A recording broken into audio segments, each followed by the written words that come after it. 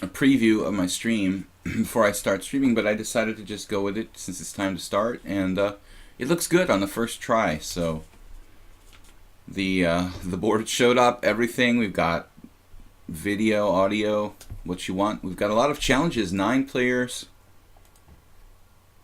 World Loser, Constant Change, Mastermind, King Kong, Harry, Aldi Stowe, Mule Skinner. Everybody's challenging me to 8-3 except for Plukro. On Mondays I'm doing 8-3. On Fridays I'm doing 5-3. And on the other days during the week, I'm willing to play 5-3, 5-5, 6-3, 6-5, 7-3, 7-5, or 8-3. So any kind of time control between 5 and 8 minutes with a 3 or 5 second increment. Even 8-4 if you want. It doesn't matter to me.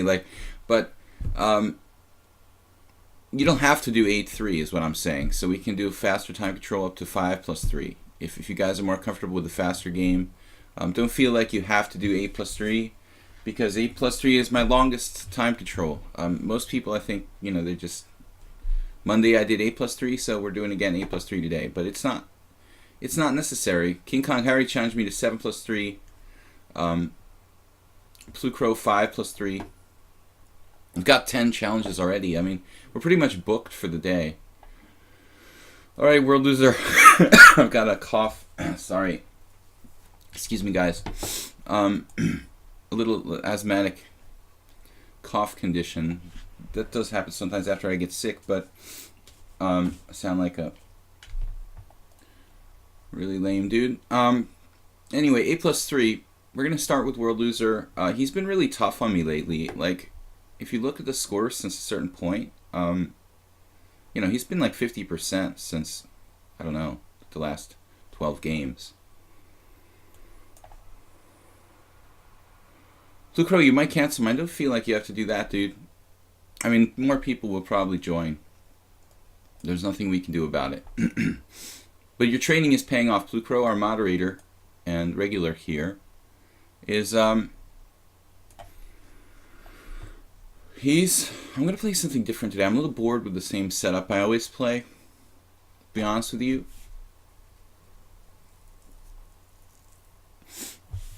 Now, I could do e4, I guess.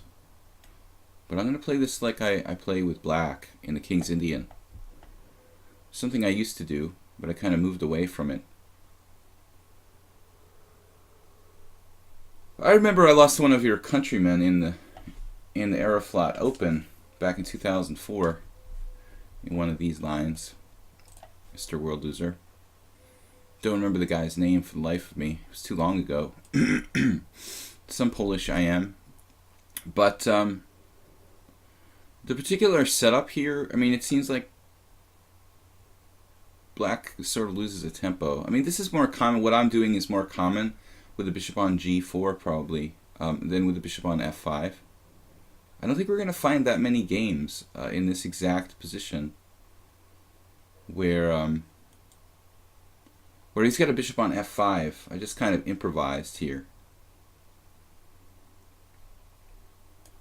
But as I said, I'm playing as if I'm like black in a King's Indian.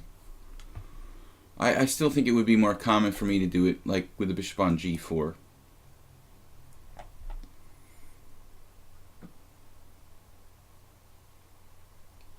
Knight c4 is possible at any moment.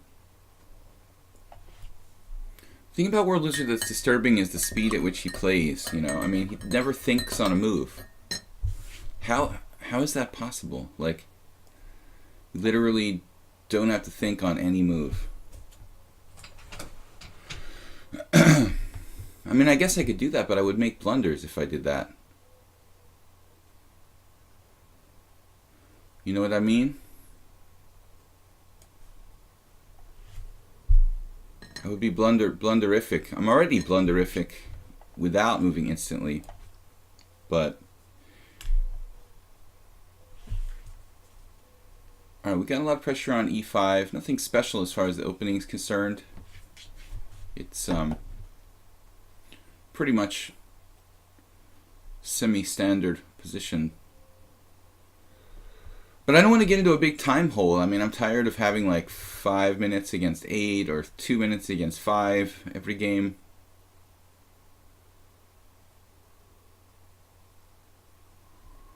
Alright, I guess we should play a4 at some point around here, but we can do it, right?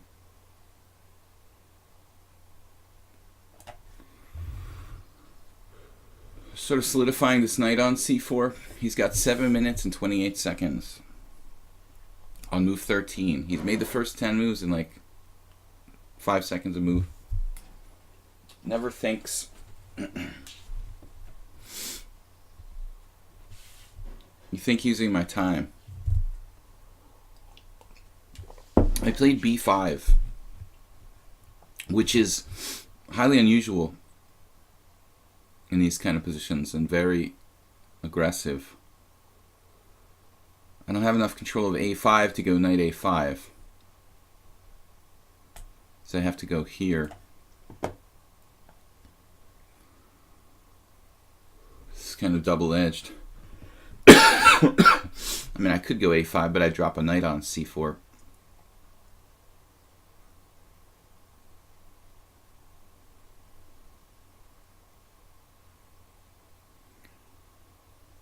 Wow. his bishop is hanging on g4. Doesn't care.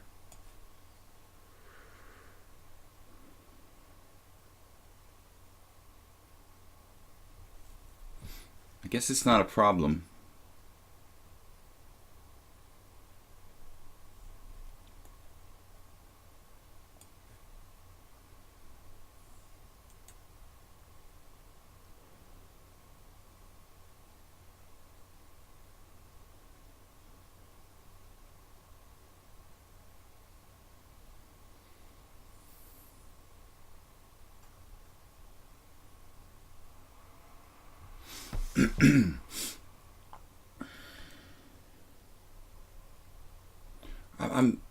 I want to move my f rook to d1, but unfortunately the f2 pawn starts to get a little bit weak if I do that.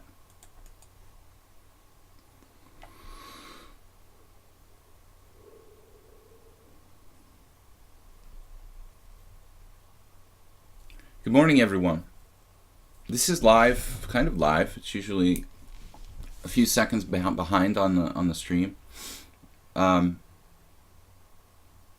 he's played 20 moves in 1 minute. Almost 20 moves in 1 minute.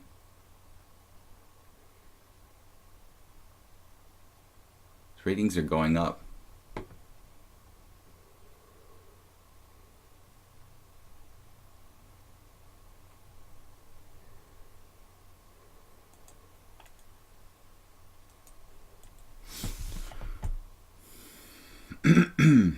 Okay, if I weaken my pawn here, it's okay now because he doesn't have a knight on g4 anymore, I guess. Being kind of paranoid about the f2 pawn. He like instantly played queen b8. Seems like a slightly strange move.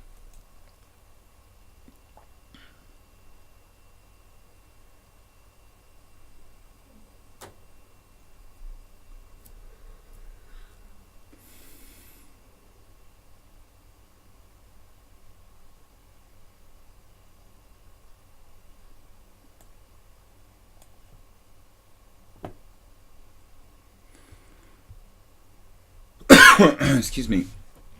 The guy's just gotten faster and faster lately. I mean, it seems like he admitted the other day that he's trying to play for time against me.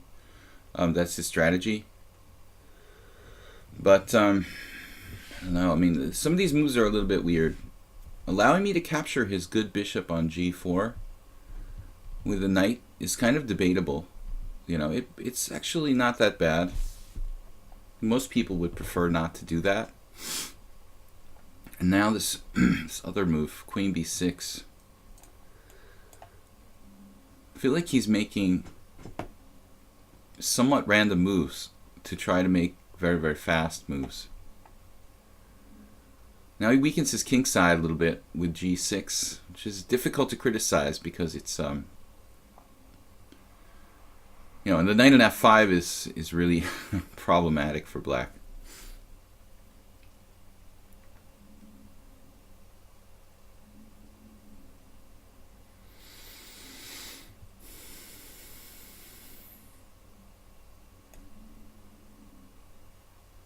So on d6, my knight looks good, but it sort of gets trapped there.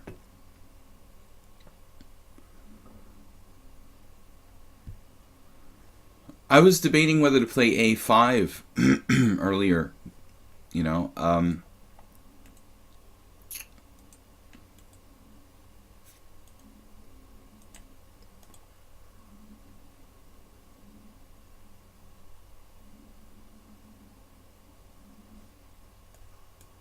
Just that my pawn goes to a5, it gets kind of fixed on that square, and I'm afraid it could get weak.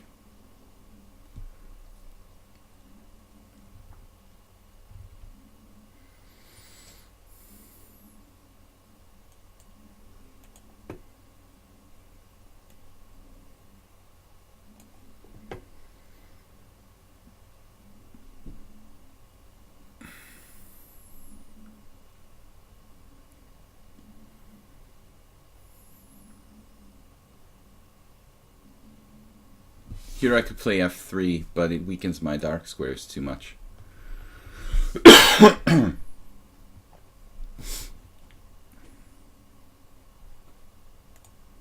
It's got a 6-minute, 2-minute time advantage. f4 isn't really a threat. Yeah, exactly.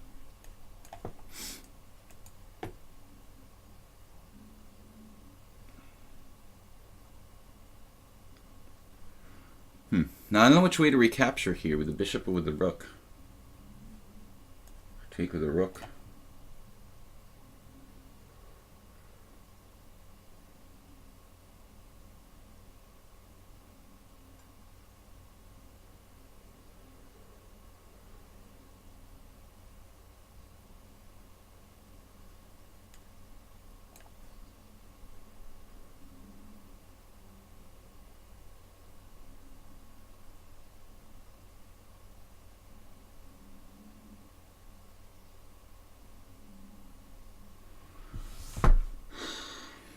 I don't know how the guy can play master strength and twice as fast as me.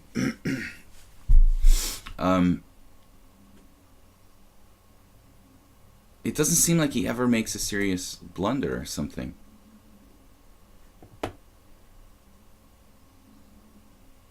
He lost some games a while ago. Last couple weeks ago, he was losing quite frequently. Maybe it's just a matter of concentration. Sometimes he is really well concentrated, other times not.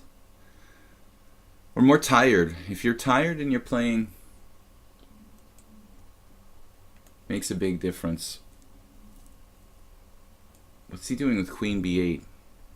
Should I play h4? Come on now. This is not a move. I did not click that move, dude. I did not click bishop h1. Alright.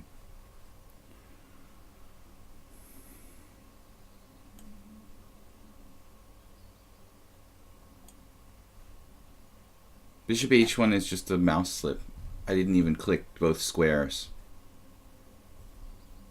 I think I clicked the h1 square. It auto-moved me. I guess we can't do take-back because World Loser has no take-backs or something.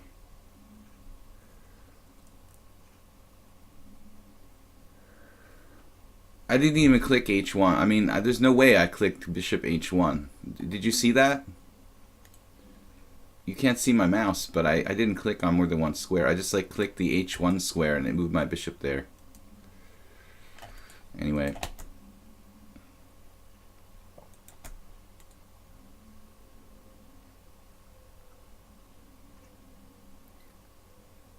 Too solid to beat this guy.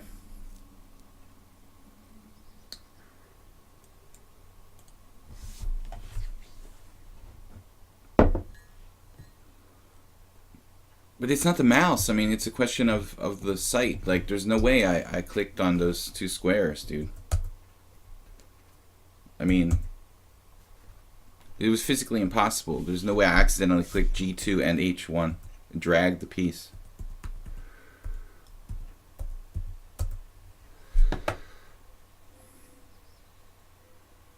Obviously, I wanted to put my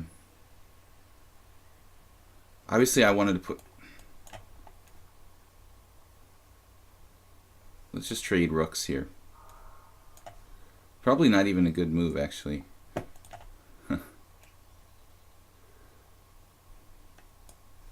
I wanted to put my bishop on h3. I wanted to play h4. That's why I was clicking over there to click the h2 pawn. But I hadn't even clicked h2.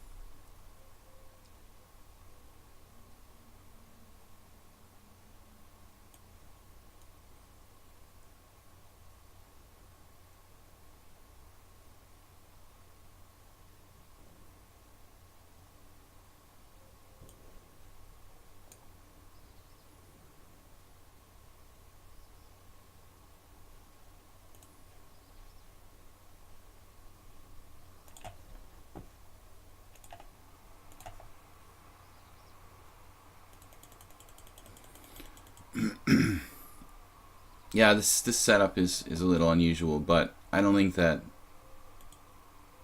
I could play e4. Yeah, that's what I did. It's equal.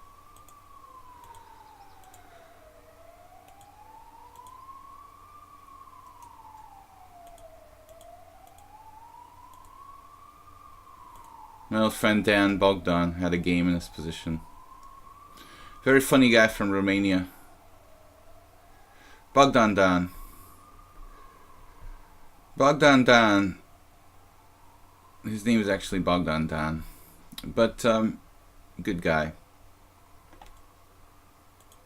B5. Maybe I should have taken on b5. I was scared to create an outside pass pawn for black, but probably I should take and then get the d5 square. It's very double-edged. Like take, knight e3, and try to use this square.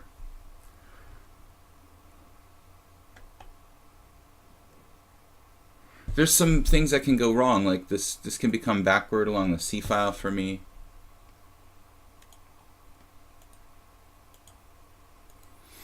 The computer thinks white's a little better here, but I don't know. It's not very much. And when black's playing like instant moves. Yeah.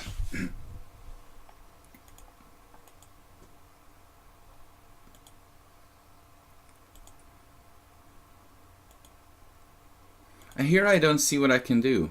Apparently I missed something. Knight h6 check. The computer's like +2 for white after knight h6 check, but I don't. Okay, my engine, I'm gonna turn it off because it just hogs up the CPU, and it's not even that good. Knight h6 check. I didn't see anything with that. The computer's like knight h6 check, bishop c1. What's the follow-up there? I don't know. Got all excited. That was apparently, it thinks it was a mistake, but I don't see any serious mistakes for both sides here. And it's like a dead draw after that. Even after my wonderful mouse slip, bishop h1. I went to click the h2 pawn, and the computer says I moved my bishop from g2 to h1. Or the lichess says I moved my bishop from g2 to h1. It's like impossible that I clicked on both those squares. All right, let's move on to the second game now. Another weak player. Constant change. 22-43. We've been scoring a little bit better against him lately. Yeah, that's actually why I stopped playing that variation with white. To be honest, that kind of position, that kind of game where it's a draw on opposite colored bishops, that's exactly, I was disgusted with the position too. That's just sort of part and parcel for that whole setup. Practically no way for me to play that. All right, no way to do anything there. You know, I feel like I had a small nagging edge, but with the time control and him playing that fast, there's no way I'm gonna find anything tactical in that kind of position. No time for strategy.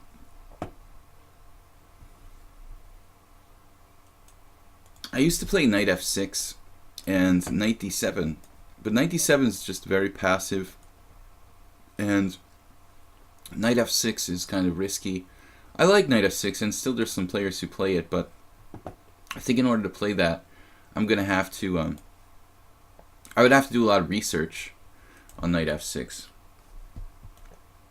We had some games with constant change a couple weeks ago, but I haven't played this against him recently. We had some games with some other players who just like didn't play h4 and they played bishop d3, which is pretty harmless, I think. I've been playing the Caro-Kann since I was an amateur, off and on. I'm not like a hardcore Caro-Kann devotee, but it's nice to have a kind of solid opening in your repertoire. But I was gonna say that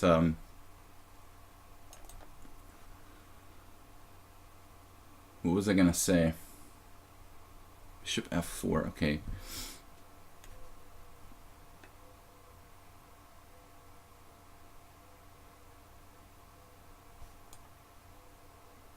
Bishop a4, knight f6, bishop f4, knight f6. Yeah, we've played this before.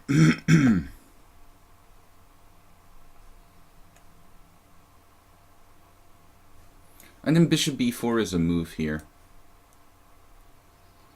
Trying to kind of get white to weaken their queen side a little bit with c3. It's another player who moves instantly. e6 instead of knight d7, there is knight d5, I think. What? Picks up the bishop. e6 instead of knight d7. What? In which position? No. I mean, e6 instead of knight d7 is a major line. I mean, that's picks up the bishop. It's not about that. I mean, I don't think that that's a problem. No, actually, Plucro, I think the bigger issue would be like, I think that's overrated, actually, Plucro. You know, like giving up the bishop for a knight. The bigger issue is that the knight sort of sits on e5, and then he can support it with f4. That to me, that's the more serious problem. You know, the knight just remaining on e5 and in itself becoming a problem, or like recapturing with the pawn, allowing play along the f file for white. You know, I'm not that worried about knight takes. I mean, white has all these stupid variations with like bishop c4 and knight e2 and knight f4 and like take the bishop, and white gets his head handed to him half the time when he takes that g6 bishop and the h file opens up for black. That's not not really a problem. I like e6, but there are some problems, I guess. Anyway, okay, this is kind of a little bit of a passive line for black. I didn't really want to play this. I think instead of e6, I can play knight f6. I guess it doesn't really make a lot of difference.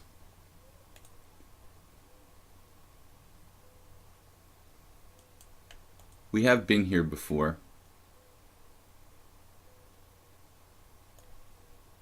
See, my queen can't go to d5 in these lines.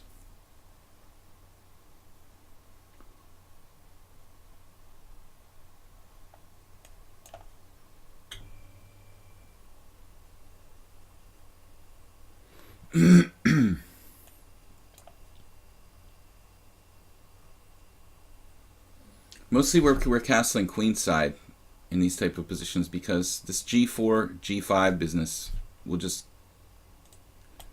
crush black like straight away. Constant Change has put his queen on h4 in the past. I think he's learned otherwise now. Generally speaking, that queen doesn't go there. It's an interesting idea though, because it protects h5. Just that it's not really well centralized if you play that. I think we had a game where he sacrificed his pawn on d4.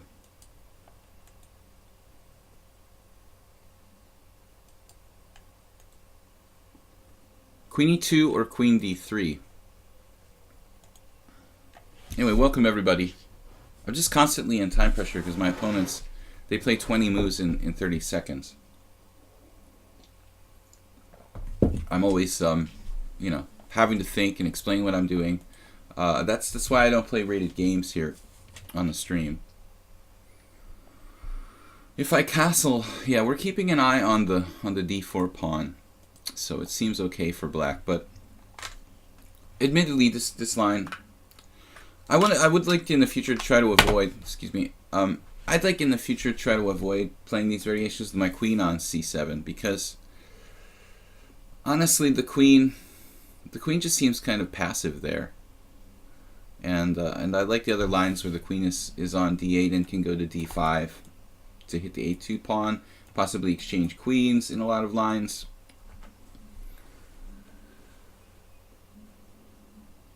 Rockin' Eagle says, what do you like a5, a4? Rar. a5, a4, I like to play a5, a4 in some variations with my rook on a8, yes.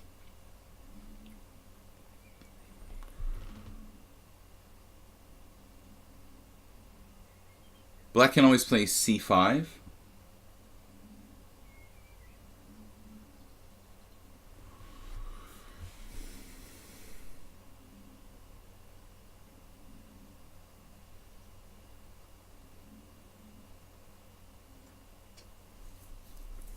We're a little bit short of counterplay here at the moment. There's this weak point here. I think typically in these lines we come across with a rook to e8, try to centralize that guy. Yeah, g3 is totally normal, Plucro. Typical move. Try to set up bishop f4. He stops like bishop f4 by me.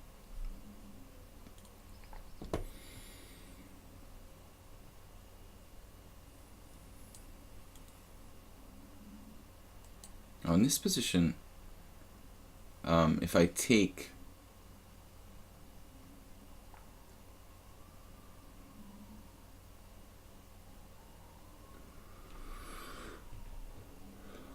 if I trade and he takes with the pawn, I play knight d5. It's a kind of torturous ending for black.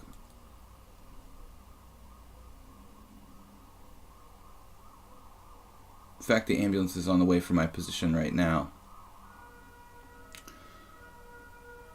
On the other hand,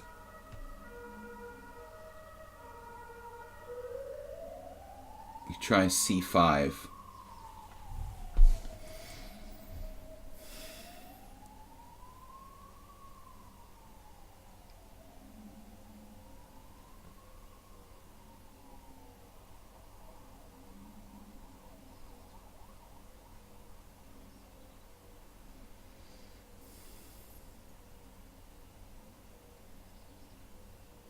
c5 is kind of risky. I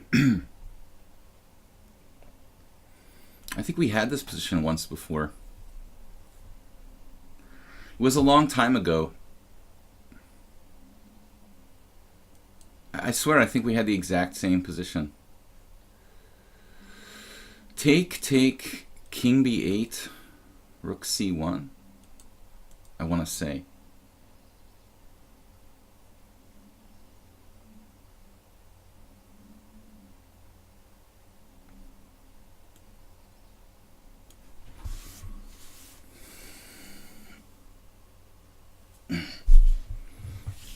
I don't know why nobody uses their time.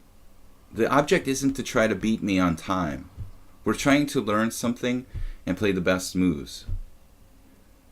And so it's like my simuls on Sunday. I get the feeling sometimes that people care more about winning and losing than they do about learning something. But these are unrated games. The point is to try to play really good chess. So yes, it's fun to beat me and it's fun to win and all that, but really the priority needs to be on trying to play the best moves. And I'm afraid that, sometimes results-oriented people get a little bit carried away, where like they're just going to blitz me and they use no time for the whole game, so their chances of winning the game are higher, that way. But I mean, you're kind of wasting the opportunity to play a quality game. I would definitely, here it's like move 20. I think that white, should have used like probably half their time or something like 3 minutes at least. Yeah, I mean it's a little bit too much, trying to just put the time pressure on me for the sake of increasing your chances of winning the game. I mean, there's no prize for winning. I mean, we're just trying to play really good quality chess, I hope,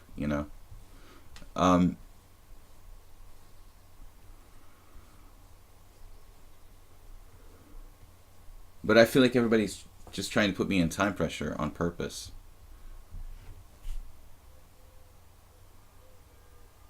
I'm not that slow a player, but I am trying to play the best possible moves. If you want me to just play blitz, I can do that too, but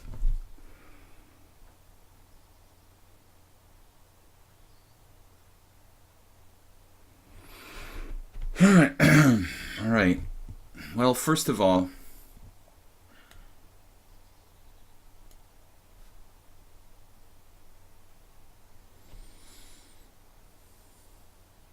there's an issue with this diagonal. When I give up my bishop on e5, my king getting skewered.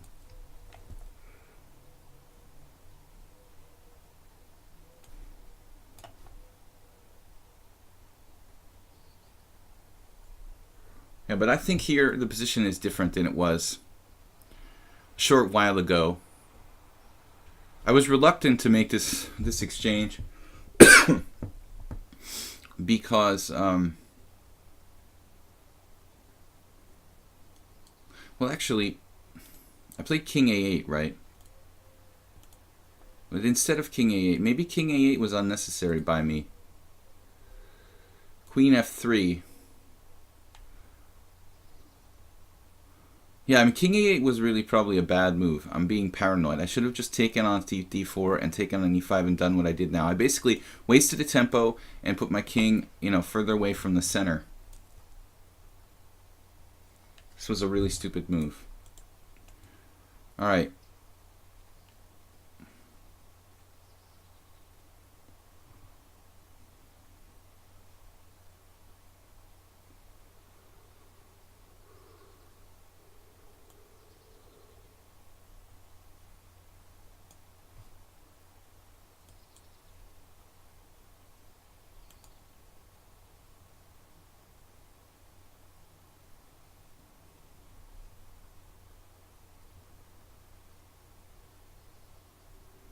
Now he's 2250 in classical, 1800 bullet, 1900 blitz.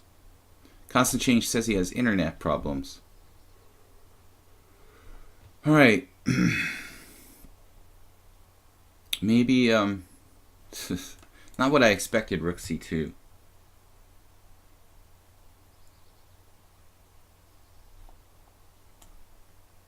I almost blundered here. Damn it.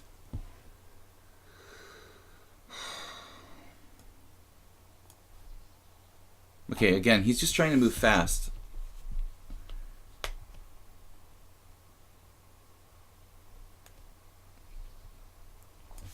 It was such a bad move to play king e8 in the first place. It's utterly unnecessary. He's moving too fast, I think, and he doesn't really see his optimal moves.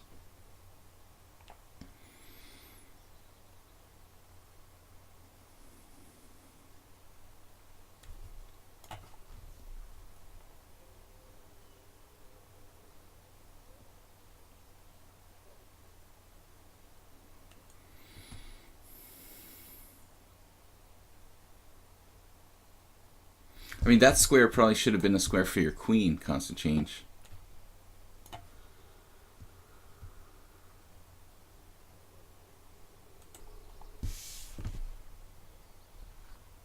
Still, he's better here.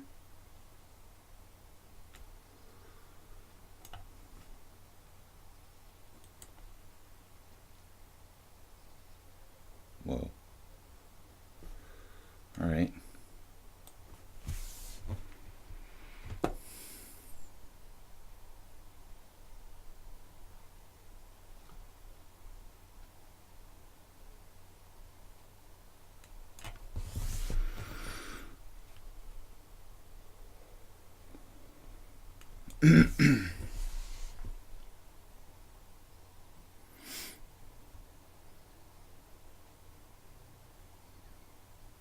I just didn't have enough time. Just crushing me.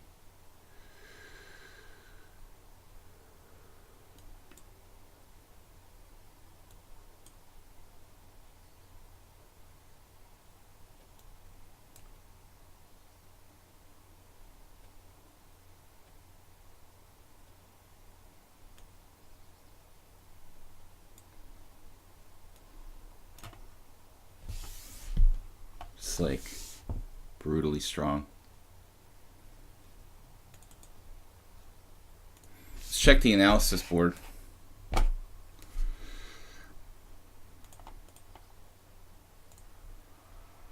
Just totally devastating.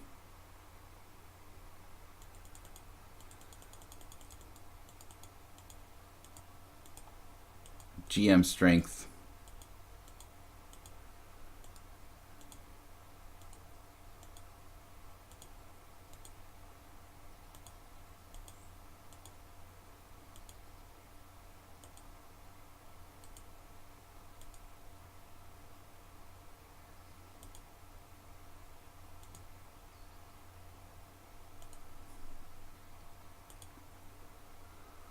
Yeah, here I made a very bad move, King A8.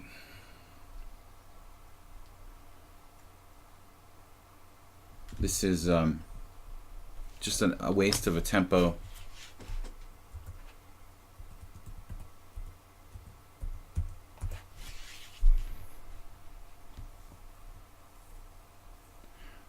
What is his one inaccuracy according to the computer? He made one inaccuracy. Oh, move 36. That was an inaccuracy. What an inaccuracy.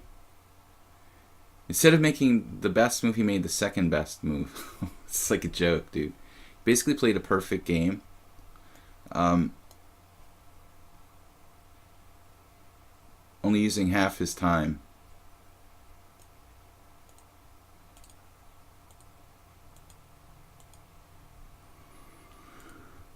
It looks like at this position, I played the main line, castles. G3, as mentioned by Plucro, is more common. And here, this is an unusual move, knight e5. They're supposed to play c4. And I remember this from a lot of old games. You know, c4, I think black plays c5. Yeah, and there are other lines too. So knight e5 is pretty rare. Only played by Lengil Bela. He's really old. This game was probably a quick, like, 20-move draw between two old IMs. Maybe not even a real game. Maybe just a Grandmaster draw. The computer's like C5, 0 advantage, then it goes up to 0.5 instantly when I make the move. Bishop A5, what? Well, apparently he can do this.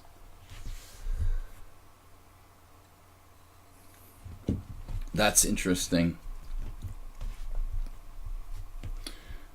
Bishop A5.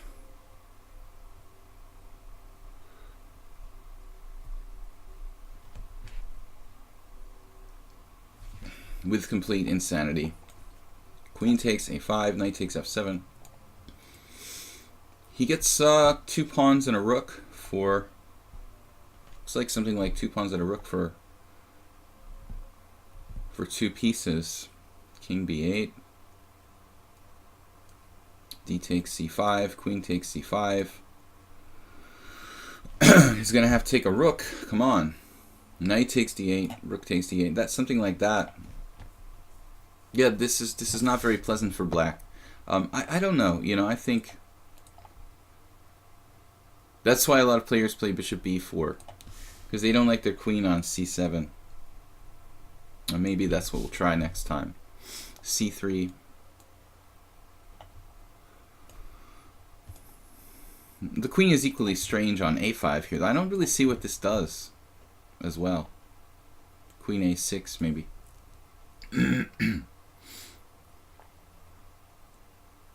Alright, let's go on to the next game. We're getting slaughtered by our opponent using no time. Knight f3.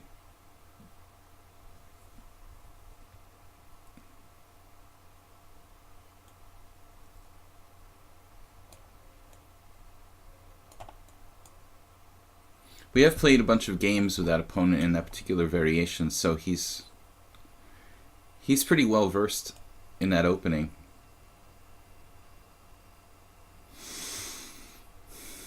I haven't played it in a while. I don't like the queen on c7.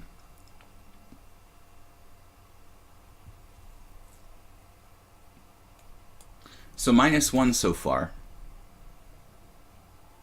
Play d3 here.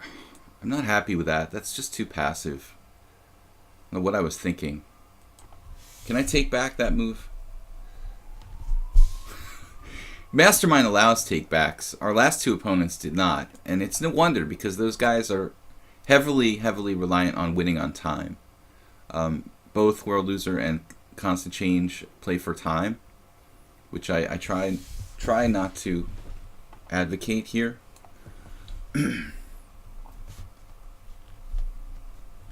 I've had games with a lot cent upon loss less than that. I mean, 14 cent upon is nothing special, but you know, it wasn't a game with a lot of tactics. Mastermind 14.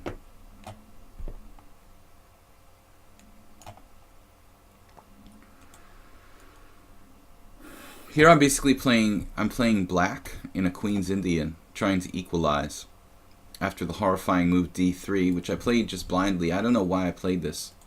I was just kind of in a bad mood from losing the last game and quickly played d3 like I was playing the King's Indian attack, but I wanted to play d4. I would normally play d4 or c4.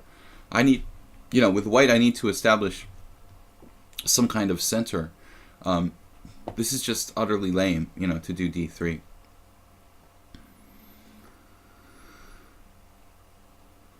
Okay, now rook c8 is a bit weird. It's okay, I guess. Not a bad move. Not that weird, actually. I don't know. Makes sense. I take it back. I try to play these games like they're a little bit more than blitz, you know. That's why I try to take my time. Most of the opponents treat them like they're just random blitz games. Our last two, they play really well. They're playing super fast, and I'm trying to treat these games like they're more like a classical sort of game. It is a really fast classical time control, 8+3, but all right, we'll pretend we're playing the Queen's Indian here. So I need to get some semblance of central control. But it's just objectively no advantage for white out of the opening. Now you're playing passive because no, I was a little bit upset by losing the last game and I simply lost my concentration. It's not about like I'm playing passive on purpose. I just kind of lost my concentration when I played d3. I just played it very fast. I'm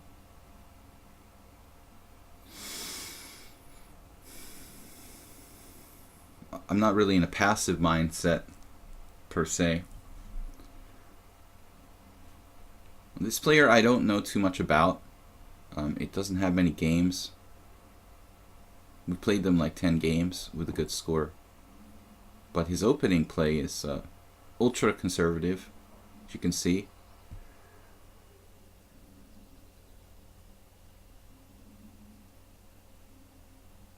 I would call it like ultra conservative play by black.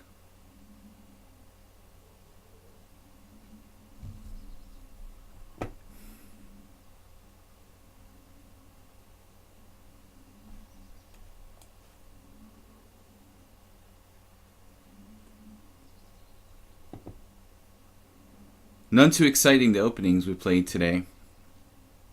We had a very boring King's Indian attack, then a very boring Caro-Kann, and a very boring Red-T opening with white. Got no advantage here. I'm just trying to equalize. I think I'm probably equal here, objectively.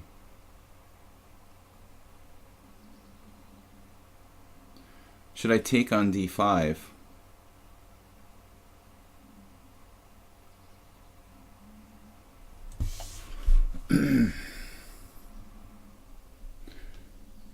I mean, World Loser, you in Constant Change play instant moves. You play like 3 seconds per move, dude. I mean, it's not about commentating. You play like it's a bullet game.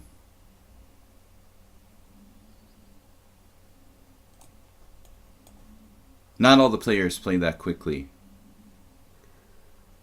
Some people like to think.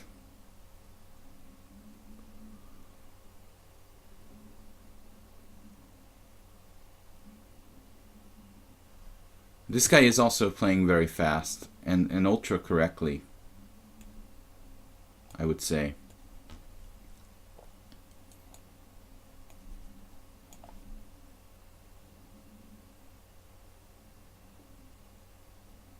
But I don't know, despite having like 10 games with this opponent, I honestly don't know anything about him. These games have been spread out over a period of time. I might as well have not played any games with him. I can't even remember, like, this last game he had pretty good position in a simul, or simul as you like. He's just trying to be super tight here, like, not create any weaknesses.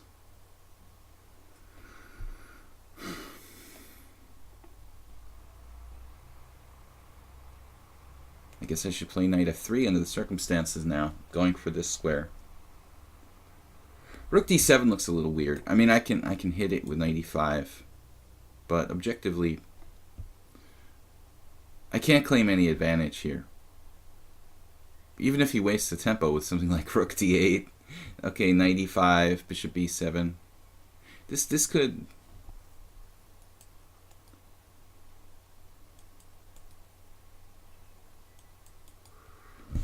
This could be good. Why don't I play some gambits? I don't really play gambits. You know, I try to play correctly. But on Wednesdays I do unusual openings where sometimes on Wednesdays I play some gambits. But you don't have to play gambits to play exciting chess, you know. The game just has to become exciting naturally. Sharper openings. I should play e4 probably, or something more dynamic. You know, other than this flank stuff I've been playing the first 2 games. I mean, any kind of position can become interesting if you play sharply enough. Mastermind though, phew, man, he's playing like I would play as black against the 2600 or something.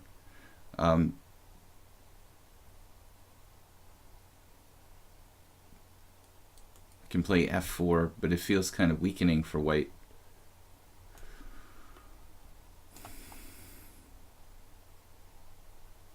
This way my bishop's protected by the queen in some lines. But it is a fair amount of responsibility, you know, weakening a lot of pawns. I've moved 6 pawns, black just 4.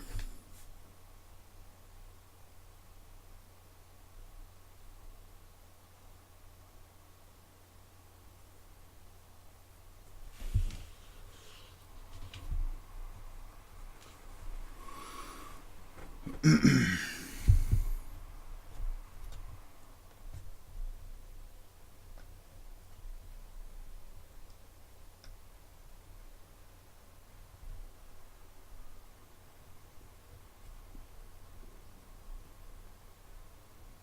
of a typical Queen's Indian idea. 95, supporting it with the F-pawn. It's a McDonald's formation. I call it the pawn smile.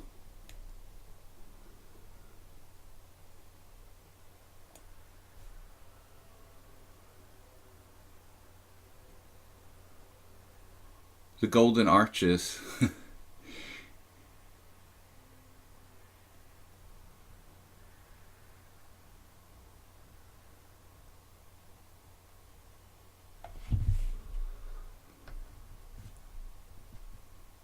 Black's playing so compact, creating no weaknesses. I would never want to play this position for a win with the white pieces. I mean, intentionally. D3 is just momentary space out by me.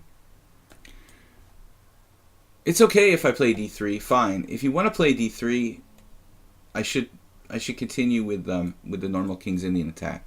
So, I mean, I think objectively here, I have to play knight bd2 and e4, and transpose to like a standard King's Indian attack. It's not really dangerous for black, but that's probably the best way of playing the position. Turning it into a Queen's Indian attack, you know, it's not dangerous in any way. But we have a chance to do a Nimzovich impression here. I mean, maybe f5 at some point, g4, g5.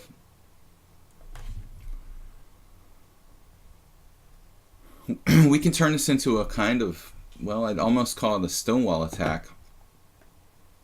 Knight takes f7.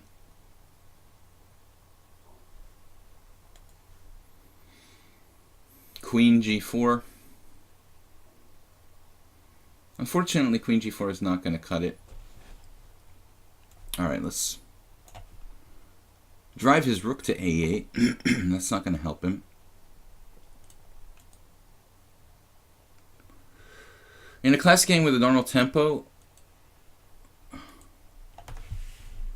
well, there's no guarantee of that, world loser, that I would beat you. But I should be able to beat you in blitz, basically 80% of the time, according to ELO rating. But I'm only beating you about 60% of the time. Okay, you're talking about commentary, but I'm not sure that's the real reason why I can't beat you. Maybe you're just too good for your rating.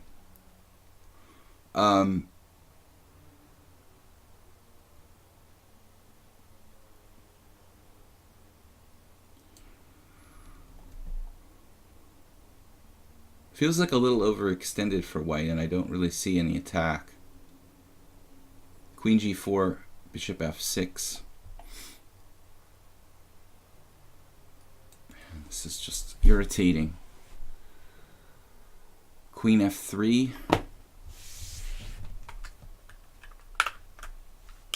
I've got no attack. Stopping everything.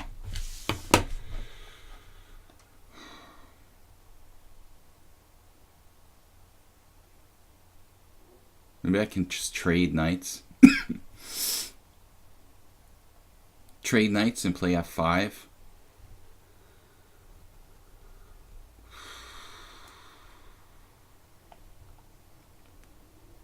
It looks just utterly harmless.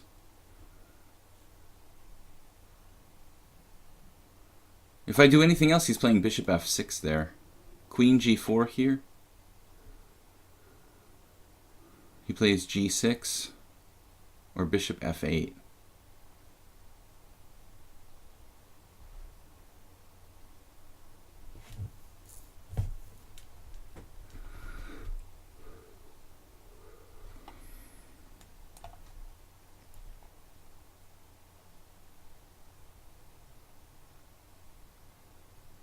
But objectively, I think the black is okay here. How do I get to play? Could you play with time odds? Like you get 20% more time than rivals on the stream. Well, of course I could.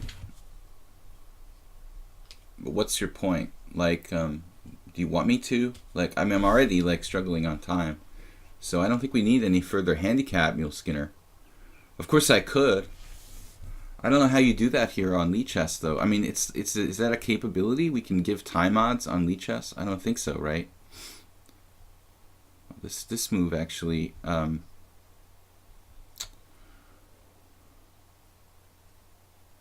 changes the character of the game quite a bit.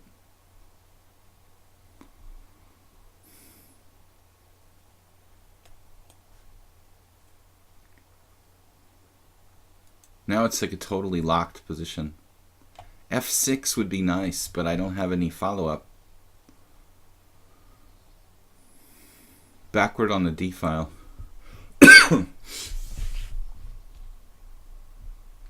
think our space compensates for the fact that we're backwards on the open file. But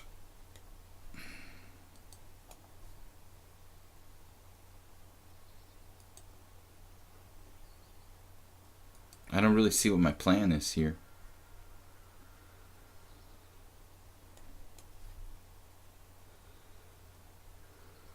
Mastermind is like, I don't want to say better because he has a bad bishop and kind of less space, but he's not worse either. Just everything perfectly focused. Yeah, I don't remember my games with him, to be honest. It's very strange. Doesn't really have a distinctive style I can recall.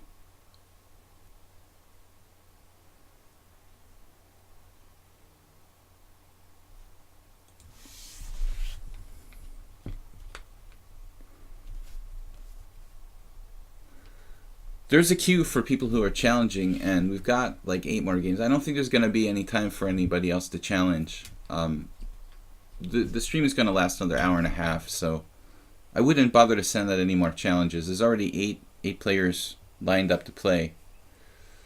You have to get in quick, basically. Come early. Come early and challenge me when the stream starts at 10 o'clock CET. Then you're guaranteed. You're usually guaranteed to play. Yeah, Mastermind just freaked out and like sacked the exchange here. I mean, I think he's borderline better, you know, if he doesn't do that. As I said, I mean, it's hard to quantify that position, but he has a bad bishop and less space, but also this really nasty pressure on my backward pawn. I think it's hard to say who's better or worse. Both sides have some sort of advantage. A little easier to play his side, maybe because he's just very compact. I have to kind of invent something here. I was actually worried he could play, if he doesn't do this crazy exchange sacrifice, he could play like a6, b5, and c4, and eventually cave in my queen side. So I'm curious to see what the computer says about this position prior to the exchange sacrifice. You know, maybe now I'm better. You know, still it's not like an easy win or something.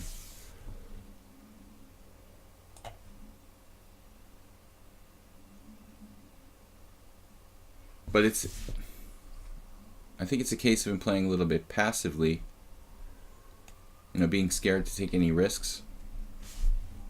But he sort of just gave me the exchange without any real compensation.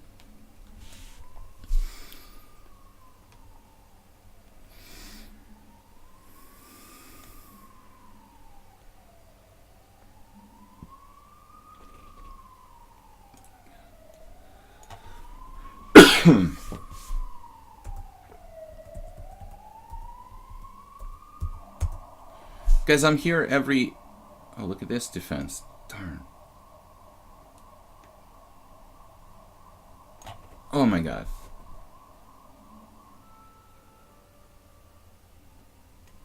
I was about to flag and I just hung rook takes e4.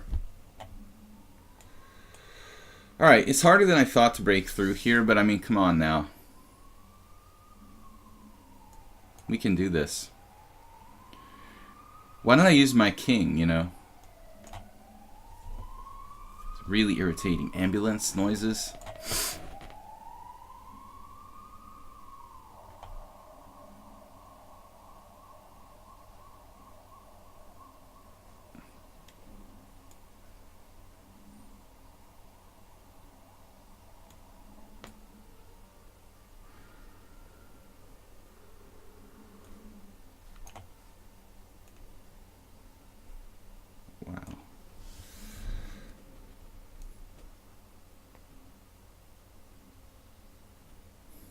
That move.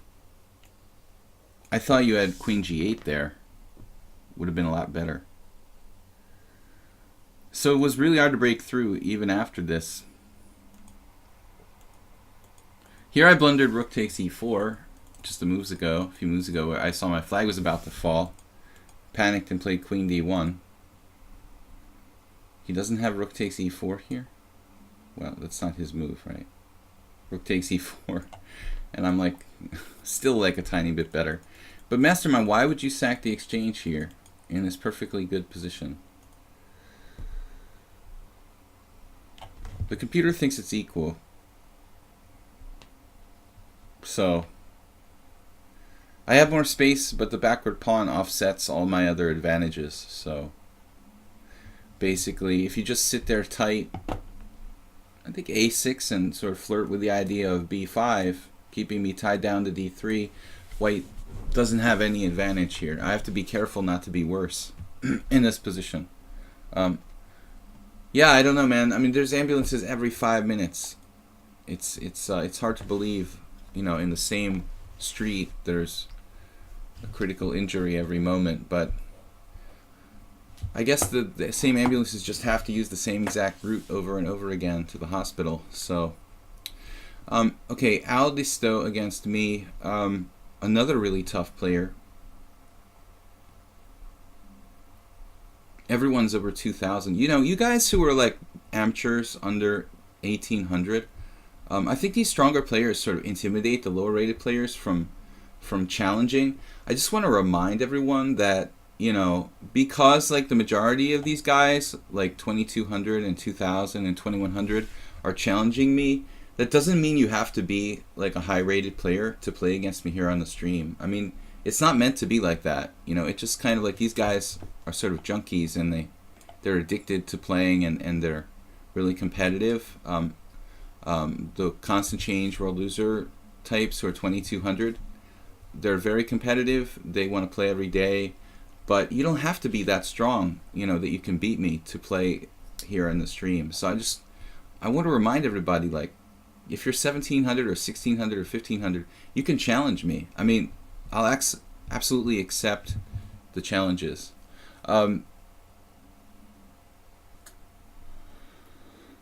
Chess junkies. But there's a lot of noise pollution. I was talking about that yesterday. I mean, I think in a lot of cases they use these really loud sirens when they don't really need it to. There's not that much traffic on the street, and they'll have like this super loud siren blasting. Anyway, here we have the wonderful Botvinnik English again. We had a game against Aldisto, I think, earlier this week in a similar line.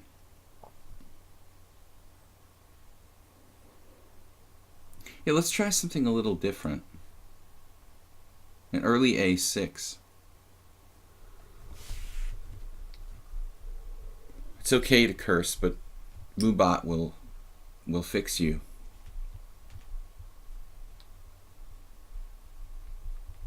Another thing I wanted to say was that, you know, sometimes I can play people off stream. I've mentioned this a number of times. I'm willing to play like blitz games with people off stream, but lately I just have had a lot of lessons, and if you look at my history on lichess, I probably haven't played like a non-stream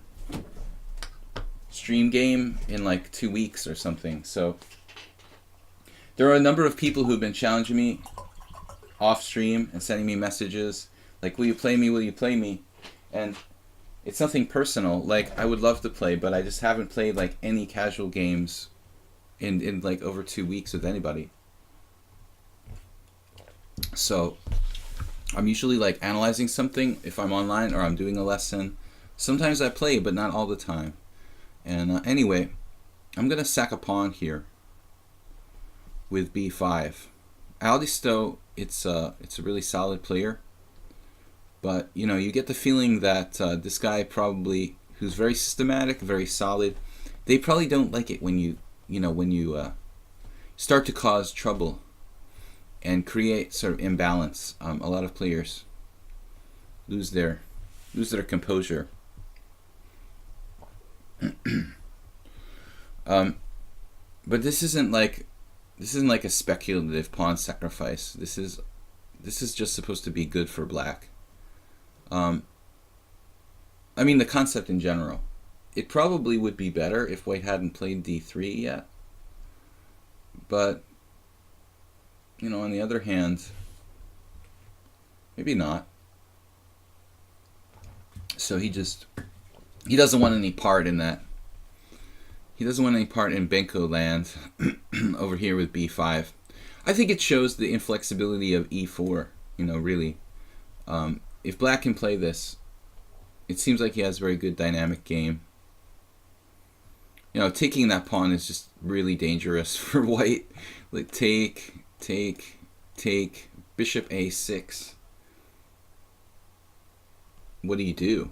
Like knight c3, knight b4, and you're getting you're gonna have to play like bishop f1 or something. So black has a huge initiative. He just doesn't want to go there, which is understandable. Now, I don't know. I don't think I should do anything special here. Probably just try to complete my development now that I've got b5 in. Like, taking isn't clearly good for me. Pushing isn't clearly good. I've got my b5, and probably I should just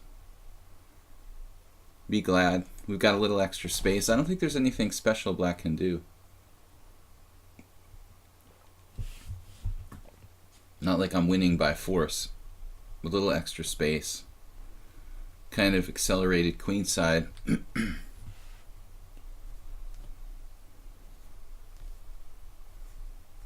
Welcome everyone. Where is everybody? It's 11 o'clock. We've only got 43 viewers today. Really strong opponents. It seems like the average of our opponents so far is close to 2,200. That's pretty strong.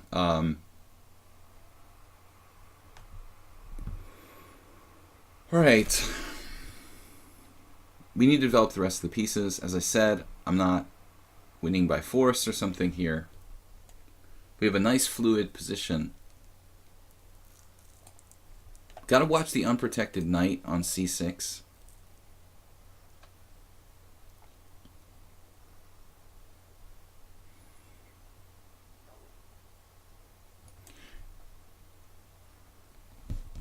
This kind of messed with his normal English opening setup a little bit. This early b5, it's kind of disruptive. He has to worry about the b2 pawn. So like moving his bishop is a problem. At the same time, you know, he doesn't want to play b3 because the long diagonal is a problem. So, I mean, I know because I played the English opening a lot with white, and I have played the Botvinnik system.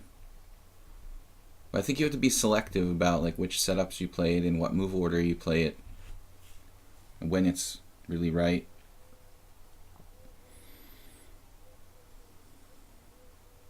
So he played f4, which means that it's possible for him to play the move e5 at some point, which will unleash the bishop on g2 against my knight on c6.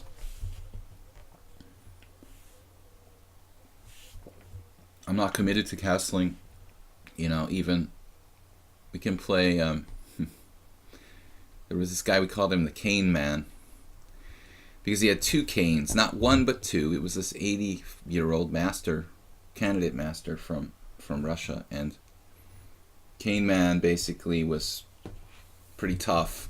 He was like the size of an elephant, and he was a tough hombre. Not a bad hombre, but a tough hombre. And anyway, so once like I beat Cane Man, or twice I beat Cane Man, like the first couple of games, he wasn't happy about it. And then finally, he never spoke a word of English in his life, even though he had immigrated to the United States. He never did learn to speak English at his 75, 80-year age. So Cane Man, he took chess very seriously, and he finally beat me once in one of these. This was his favorite setup. He would play the English or hyper accelerated dragon with both colors, and he would do something like this, and then play like Queen C8 and try to like do H5, H4 and checkmate you. And he would do it with both colors, a kind of really bastardized Smyslov system in the English and or Sicilian. Once he got me though, he beat me. I was around 20, maybe 2400, and the guy was like 2100, and I never had heard him speak a word of English before. He was like, revenge, and he slammed the piece down. Very, very excited about beating me, for he had lost 2 games. It was the only word he ever spoke in English his whole life. It sounded more like German, though. He was kind of like, revenge, revenge. Another ambulance is coming. So here's a critical moment now. Playing this Cane Man formation, it would be nice to do H5, H4, Queen C8, and like checkmate white, but I'm not sure I have enough time. That's why I brought up the Cane Man, the formation. Here we have a choice, though. There's like pawn takes pawn or B4.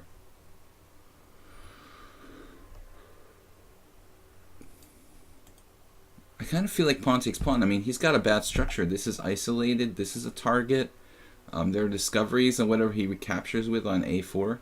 We just keep a really compact formation, and we don't need to go Cane Man. Basically, we can just positionally outplay our opponent without necessarily checkmating him directly. Although there's something to be said for checkmating him here. Queen C8 is tempting. It's tempting to do the Cane Man attack with H5, H4. It's just that it's, he can stop it with like H3 there. Queen C8 right away, though, might actually be good. Should we go Cane Man style here? I don't know.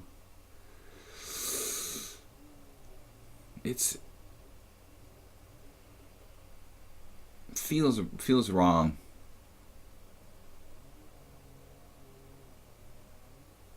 Feels wrong to do this. Too primitive.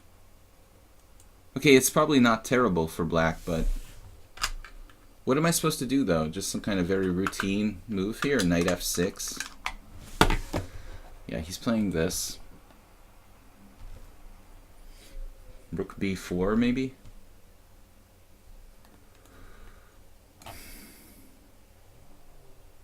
This is a sort of weird moment.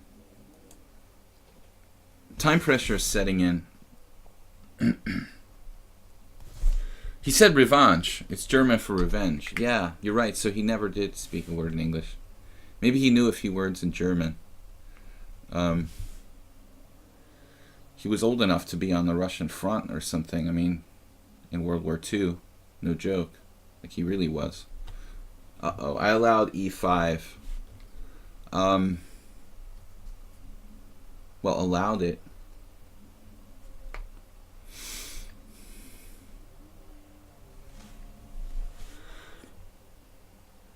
All right.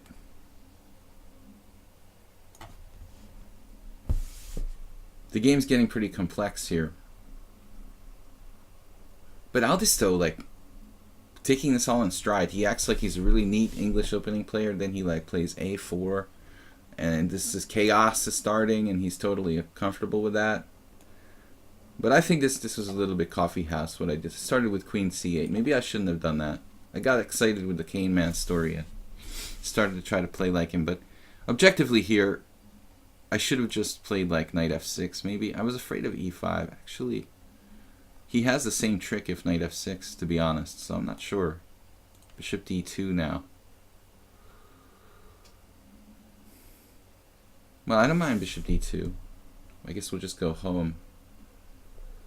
I don't want to give him my rock.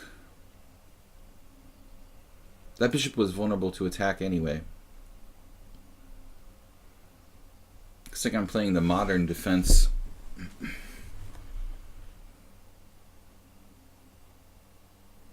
It's nice to actually be ahead of someone on time for a change. Knight on a4 is not well placed. Yeah, of course. Bishop c3.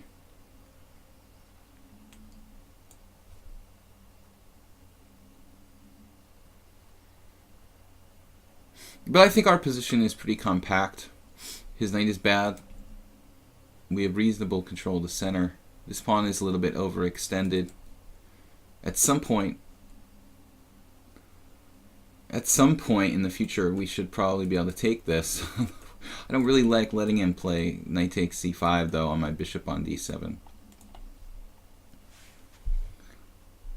Another idea is bishop h3, which was on the agenda from the beginning when I played queen c8. Not a bad idea to loosen his king. Trading the white square bishop is standard ploy.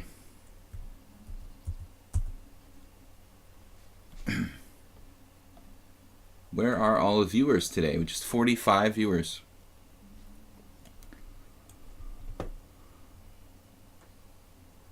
Okay, so what's the status here? We've got 2 pawn islands against 3. He's trying to check my king. That's okay.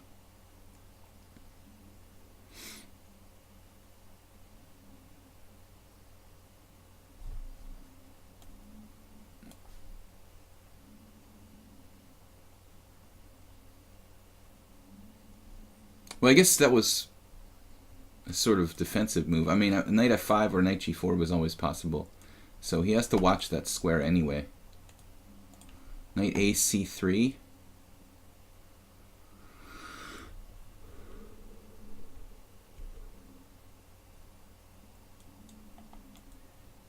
Heading for the center with his knight.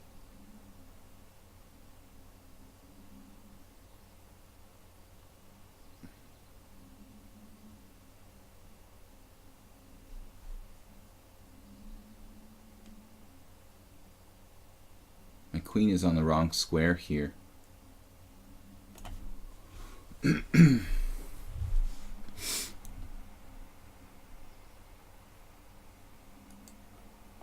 centralized his knight again. And I think I just crossed plans. I mean, I was going to do like bishop h3, then change my mind.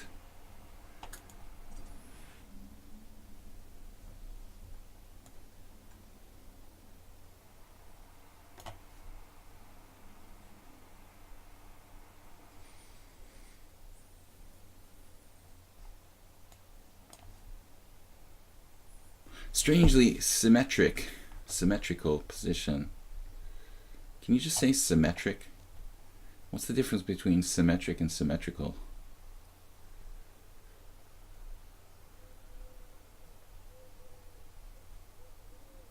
Okay.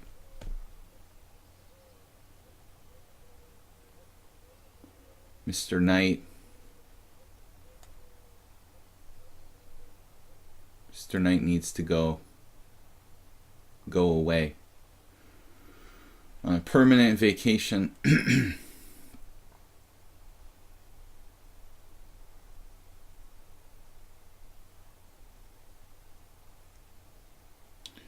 Yeah, now I was thinking, let's deny his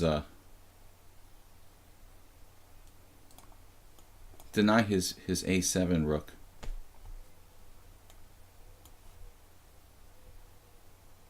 Yeah, but he dropped a rook.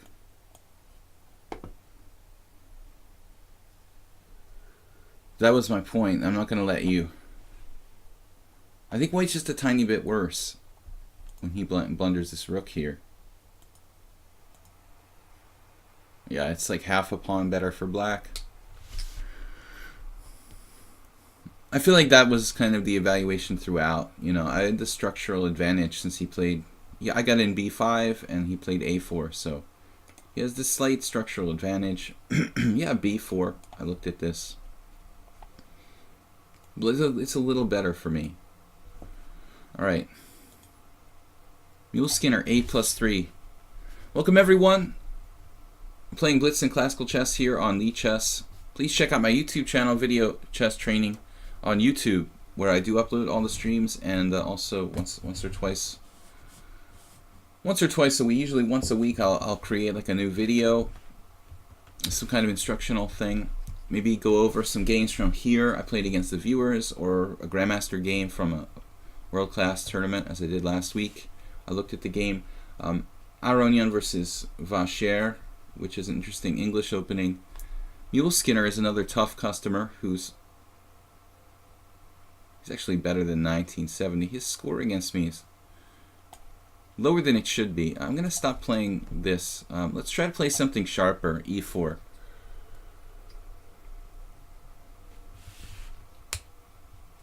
Oh, they're watching Chessbra. Chessbra's streaming at the same time as me. Chessbra Tactics. Yeah, Chessbra doesn't seem to have a regular streaming time. Alright, so E4, E6. What is it, like 3 in the morning for Chessbra or something? That's cool. E4, E6. We've got D5. So I wanted to play something different here. Pawn takes pawn. No. Knight D2.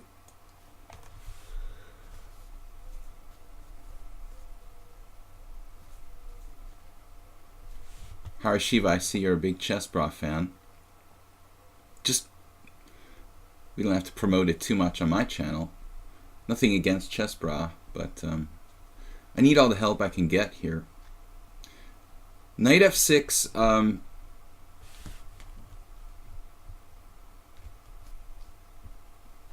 I've been playing E5 in all my games, but I'm starting to think maybe it would be better to play something else. No, there's nothing I can really do there. I think you kind of have to play. There's Bishop D3 here, but Bishop D3. That looks kind of harmless, doesn't it? I have seen that. Bishop D3, C5.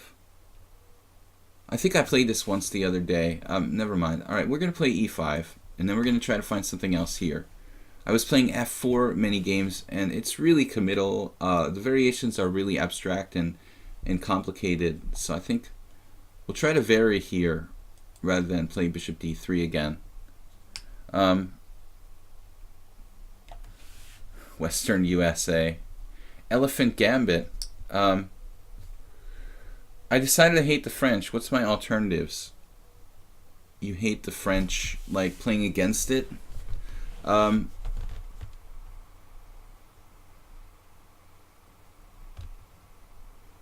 Well,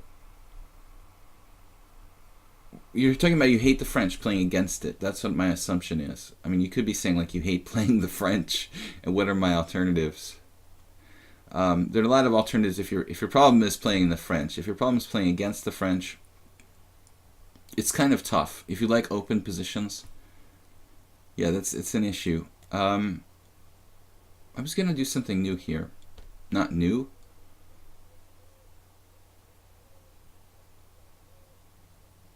But new for me. There was this used car place called New to You.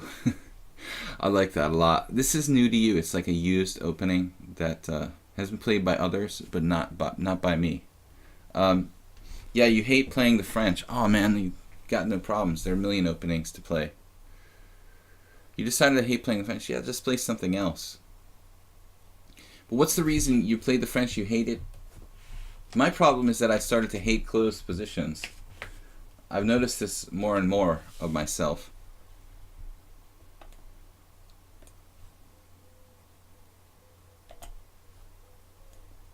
I've never played this line against Mr. Mule Skinner.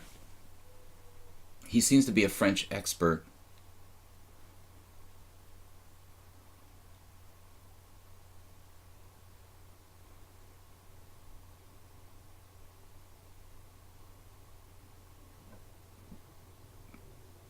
Typically, white plays one of a couple moves here. As I mentioned, f4, or bishop d3. Those are the two main lines. This is sort of like a third line that isn't as commonly played. But I think even Kasparov has played this variation for white, if I remember correctly. Sometimes I goes to answer the question. Sometimes I go on to answer the question. Yes, you wait with bated breath and then he tails off. Your alternative is to not play the French. Yeah, man. I mean, there's a lot of options, you know. But I was just kind of trying to get behind his, you know, a deeper interpretation of what his real problem is. You know, is it just that he hates closed positions? Because then I can, you know, tailor a recommendation better if I know the real problem. You know, you just hate having a bad bishop on c8, or you just hate closed positions in general. Why do you hate playing the French? We're trying to do like a psychoanalysis of why he hates the French defense. If you're like me and you started to hate closed positions, you should start to play the Scandinavian probably. But if you just hate having a bad bishop on c8, maybe you should play something classical, like e4, e5, where your pieces all sort of get out. Anyway, I don't know what this is called. I remember we were doing commentary on ICC like 10 years ago. I was a host of the chess show there, and we were covering an Olympiad once where the Norwegian Grandmaster Ketil Lee won a really impressive game in this line with white, and I was like, "What is that?" You know, it looks like the Milner-Barry gambit for white, but it's not. I mean, in the Milner-Barry, like black has a knight on g8. It's an advanced Caro-Kann instead of a knight on d7. It's slightly different. But this I was attracted to this because it has a very good practical score for white, and Kasparov played it against Bareyev. There are a number of successful users of this variation.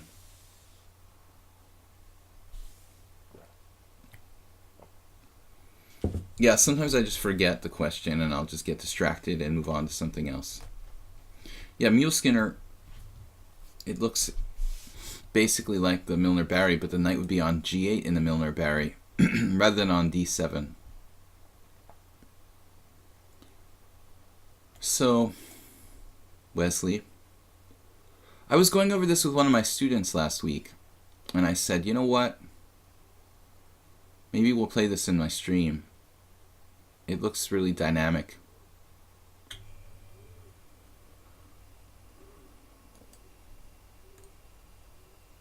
But I remember covering that Olympics where Lee played. It was like, what? This is just good for white.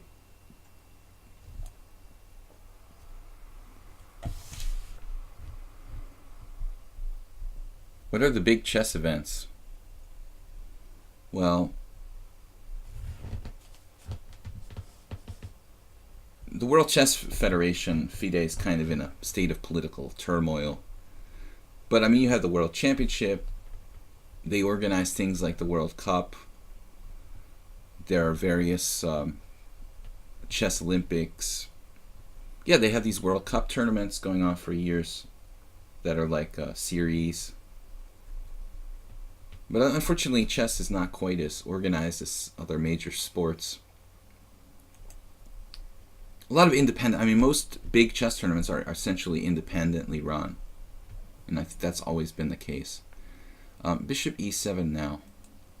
So we go to transfer for the kingside attack. The first time I played this line in a game here on the stream, or any game. Hopefully Mule Skinner doesn't know the theory very well. Like in that position, I think the main line is queen b4, if I'm not mistaken. Queen b4, queen c2. White avoids the exchange of queens at all cost. We do not want to trade pieces. So hopefully the Mule Skinner is, I've caught him out, like in a variation he doesn't have memorized. Because in the other line I play with like f4, he knows the theory really, really well. Yeah, I wouldn't recommend like the Caro-Kann to the guy who doesn't like the French. But then again, if the problem is the bad bishop, yeah, maybe you should try the Caro-Kann. If you like the structure of the French, but you have a problem with the bishop on c8, you can play the Caro-Kann and get massacred like I did against Constant Change. But I wasted a really bad tempo in that game with King A8. Anyway, Mule Skinner, King F8, classic French defense move. F7 is the target. We could use the C file to invade.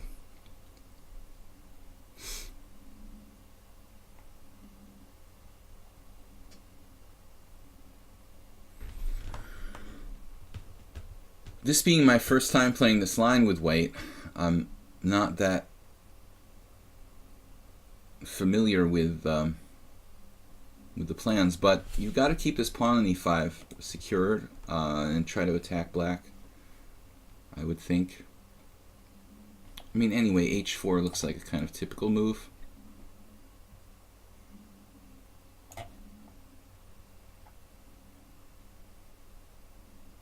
I don't know if I have time for this. We shall see. Pawn stop variation. I don't know, though, you know, is it worth it to weaken himself or not?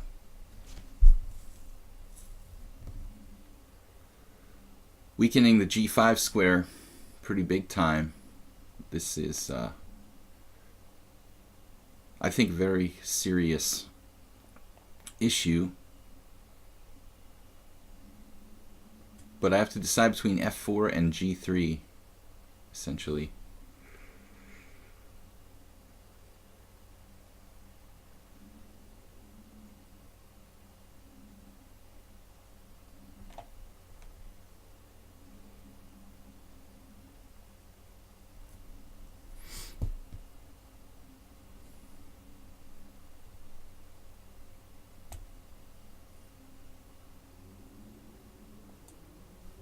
It's kind of a tough call. This blocks my bishop on this square. There's a very concrete reason why I did this move. My first inclination was to play queen g3. But if you want my honest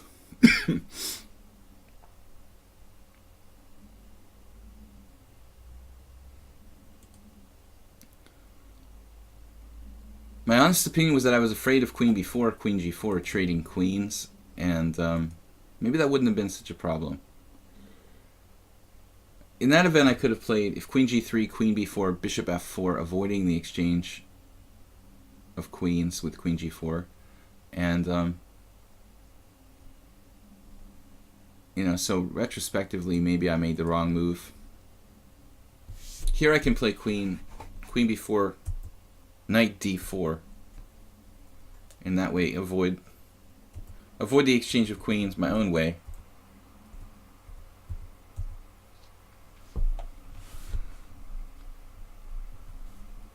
But we're also threatening like bishop g6. Queen f4 is a little more aggressive in a kind of direct sense. Now I told him what my idea was, and he played queen b4 anyway.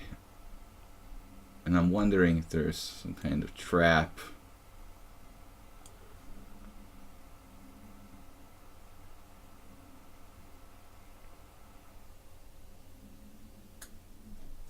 I mean, developmentally, obviously, black has some issues here.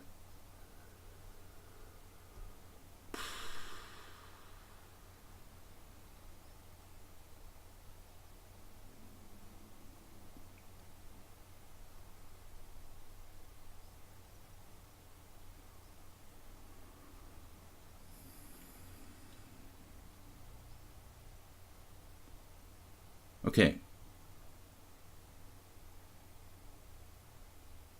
Knight c5, knight takes e6 check, knight takes e6. I lose a piece. Knight c5 leaves his queen en prise, but there's no move for me that's really good. Knight c5, bishop wherever. I guess bishop e2 or bishop c2. And, you know, at first I was concerned about black playing like knight e4. Well, I guess I should be concerned about it because it's really well placed in the center of the board. Maybe I play bishop c2, and when he plays knight e4, then I secure my knight with bishop e3. The queen is even, it's conceivable to attack it with like g5. With the knight on e4, he can play like g5, h takes g, bishop takes g5. Nearly trap my queen. Okay, instead we have knight takes e5. Dastardly tactic.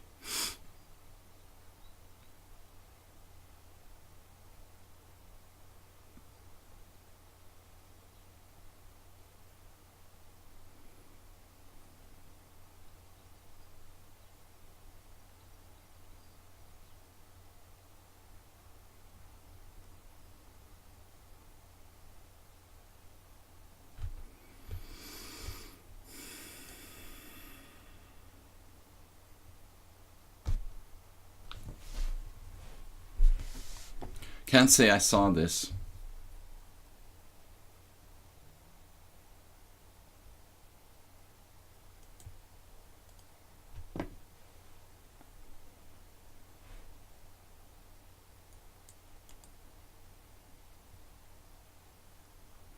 It's a really, really strong move.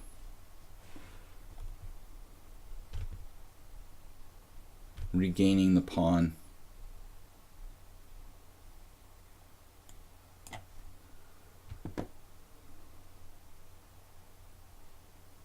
And the problem is, like, knight takes e6 develops his pieces for him. So I didn't really want to do that.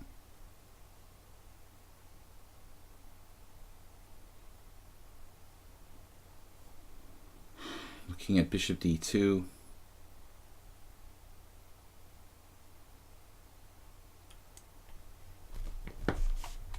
It's like we're just lost. 2 pawns down for nothing. Nice. At least a pawn down.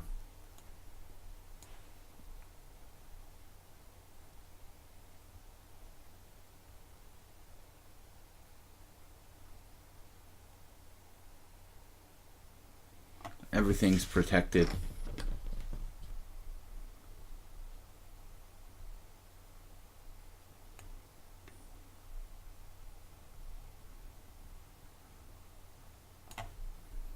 My queen is almost trapped.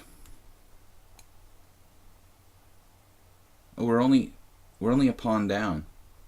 Nice. Why didn't you take this pawn on h4?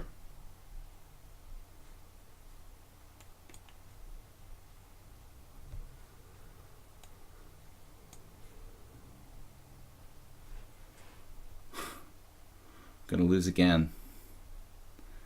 Nice job, me.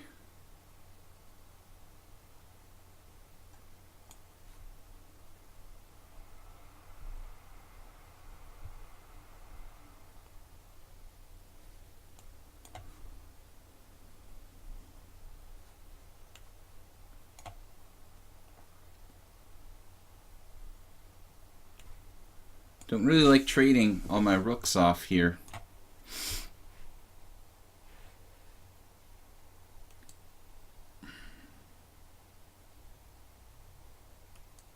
Wow.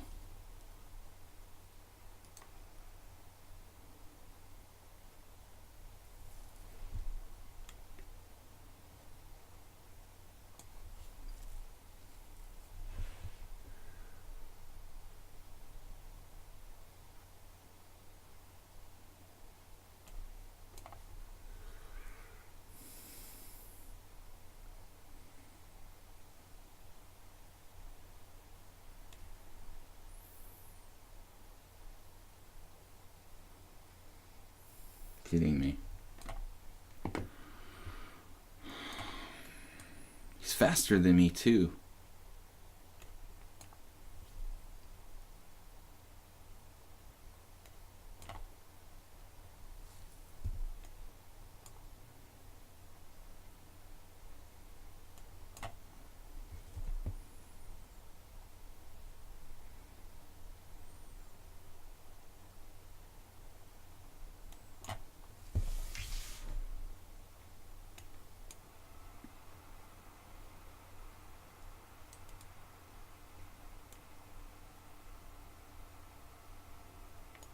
kidding me?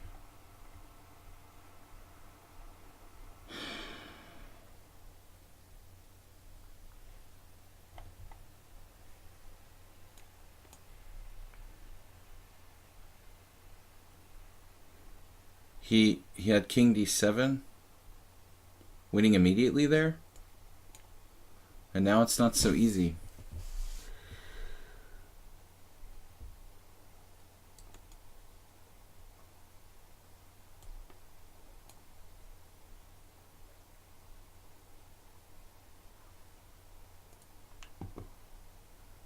So we're just a miracle that he didn't play king d7. He's still better here. I'm surprised he offered a draw. I don't think he can risk it. I don't think he has any risk in playing on. It may be a draw now, but king d7 was just winning immediately. Game over. So, that was impressive. But I really thought that I caught you in a variation you didn't really know. But bishop e7, probably he does know it. You know, it's not the main move, but bishop e7 is also good. King f8. Apparently g6 is main line. King f8 has a better score. 33% wins. Yeah, apparently he probably knows it. So h4. Only 3 games here. Jennifer Shahadi. Wow. I'm following Jennifer Shahadi. Queen f4. Raj Tishbiriek playing this in 2001. Okay, king f8 is just a rare move. Mostly people played g6. And I thought h5 is like radically weakening. He comes up with this. Knight d4, and then a shot, knight takes e5. Apparently I missed the trick here. Wow, I have a move. Queen takes e5, knight c2. Whoops. Didn't see it. He sacrificed a piece. Yeah, that's a problem. Maybe I should join Chess Bra and doing some chess tactics or something, because that is I sat for a while in this position. Did not see knight c2. Only move.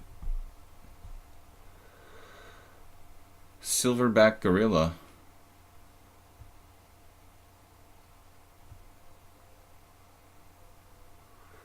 He's a regular. Alright. Back to this guy. Plays a5, rook a6. We'll give him one more chance to try to play some kind of normal game. Yesterday I resigned in a position I couldn't bear to play anymore. It was like checkers. I had made a mouse slip. The position was just insipid and impossible for both sides to make progress. And I was like really irritated with the mouse slip I made, so I just resigned in a position that wasn't lost. Or even worse, probably. But it was like checkers. The entire board was locked from like... Alright, dude. If this is like another absurd game, I'm just not going to accept his challenges anymore. The Grob is a pretty bad opening. I think that I wouldn't play it. Like if you paid me $100 to play it in a tournament game, I probably wouldn't take you up on it. It's that bad. Weakens a lot of squares around the king's side. You know, any day of the week, I'd rather play h4 than g4 with the white pieces, probably. That's just my personal preference. But the guy plays a very strange game where he just shuffles his pieces around on the first 3 ranks, moving real fast. Okay, I try to really make an effort to play quality chess on the stream, and you know, if people are gonna play like absurd openings, I'm not gonna accept their challenges. This is sort of marginal, though. I mean, g4. I'm not gonna like refuse to play based on g4 alone. Queen c2 feels somewhat random. There is a possibility that he could play like bishop e4 and try to influence this diagonal. You know, I wanted to play h5 and then I hesitated because of bishop e4 in this position. Seriously. I mean, it's still probably a good move for black. h5, bishop e4.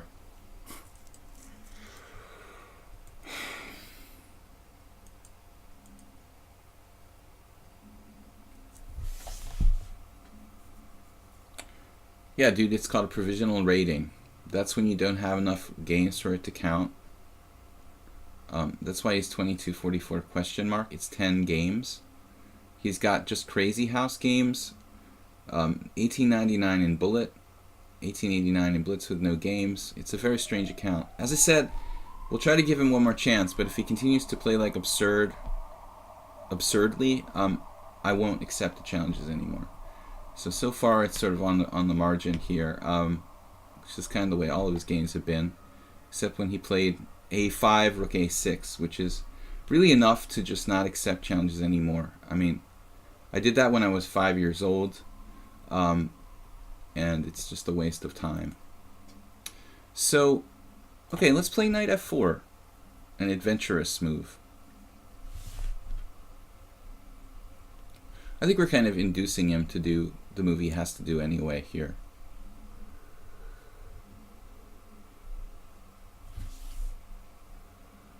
But there's something strange about the way this guy plays chess. If you want to check my history and check out the other games he played against me, it's very unnatural.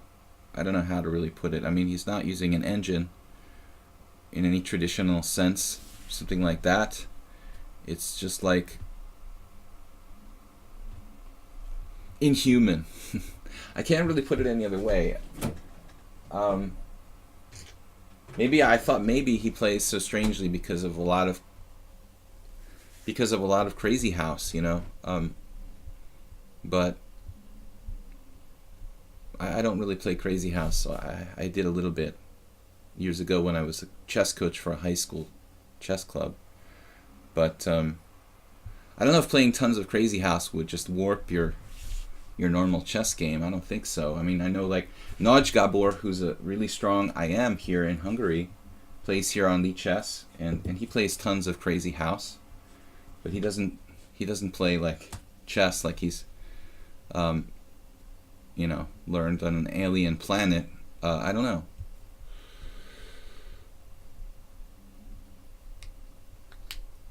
I've never seen a game between you, but in order to be successful with such weird openings, one has to be quite strong. Yeah, I would agree.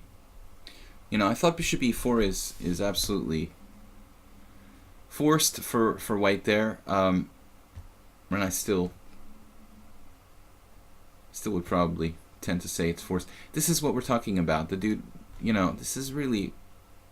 He shuffles his pieces around in the first 3 ranks. Like it's a joke, or he's trolling me or something. You know, this is going to be the last time he trolls me, if that's what it's about, you know. All right.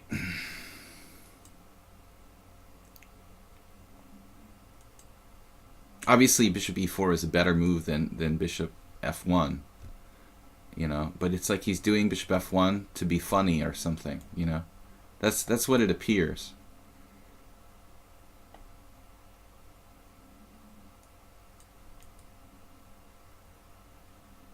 And the other games were the same, like just randomly moving the pieces around on the first 2 ranks, like, I don't know, just to try to be humorous. And played some really perverse kind of convoluted chess. The last game became like a checkers game, you know. But I'm not going to waste my time on my stream with this anymore, really. This is going to be the last game against this guy. He's just truly an original player. I mean, oh, I think he's just trolling me, dude. It's not about that.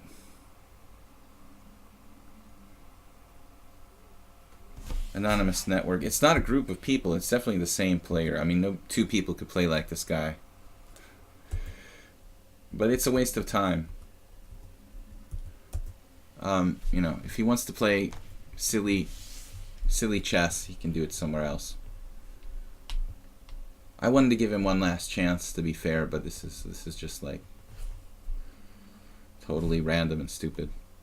Queen f5. Okay, let's see. I mean, I guess there's a lot of moves we could play here. Knight c6.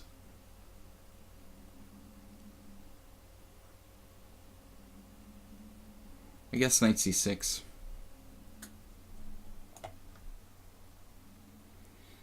But yesterday, after all these convoluted, bizarre moves, I make like the most insane mouse slip against him, which just totally ruined my advantage.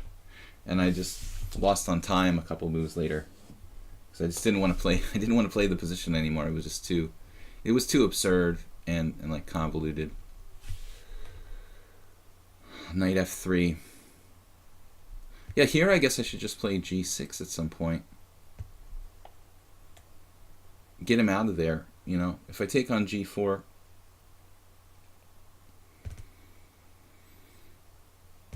this is just silliness though, and it's wasting time, taking a game away from someone who could play a serious game. Not interested.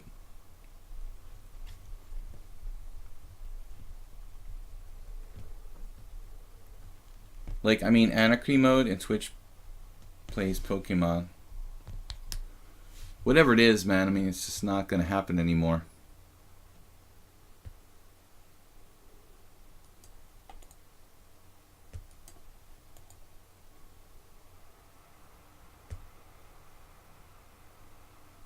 I mean, I don't mind if people play some risky openings or something, but just nonsense is kind of like a waste of time. d4. I have to take here, I guess.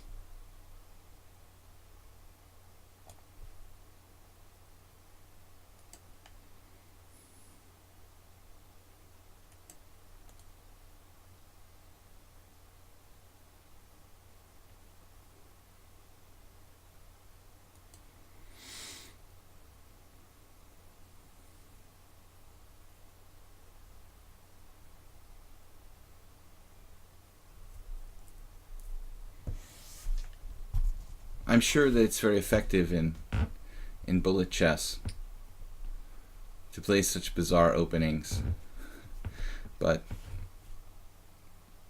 longer time control games seems like wouldn't be very effective. Really weird. First time I played the guy, I thought, oh, it's got to be like a computer, and he's like trolling me, but he doesn't play like a computer. Not exactly. You know, it could be some really weak computer or something, but yeah, here he's just lost. Everything's protected. But it's hard to believe that, you know, somebody who's like this strong in Crazy House 2100 would play a serious game like this. Like, I don't understand what's happening here. Suddenly he just lost like 3 pawns. It just feels like it's not, you know, it's like a joke or something. All right.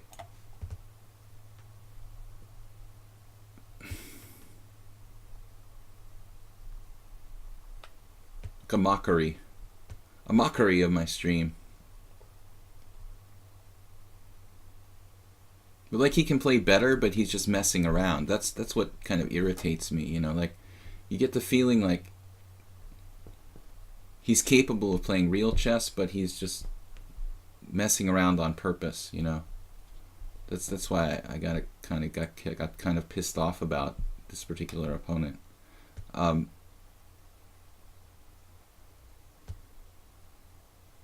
He's doing it to be funny.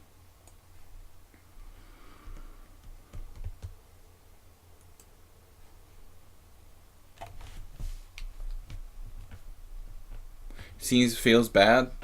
He's not 22-44, dude. He's got 10 games. Okay, that's disturbing too, you know. Like, how can you be 22-44 and play like this? That's another story, but okay, it's just 10 games. It's not an established rating. But I don't know how can you explain that in itself, you know? Something very odd going on around here. How well he coordinates the pieces, despite the absurd nature of the position. Something not right.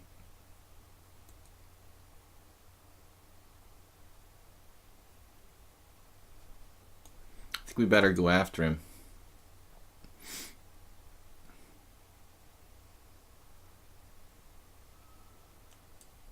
I just feel like it's silliness and it's wasting time. I'm not going to commentate, you know, e4, a5, d4, rook a6, you know, or whatever. I don't remember what it was. His rook wasn't hanging on a6, but, you know, what am I going to say? Like, this is someone who's just trolling my stream by playing the most absurd opening possible. I think you're reading too much into it, dude. Watch the games that I played with this guy. I mean, how can he be 22-44 and play like this, you know? I mean, it's just totally random.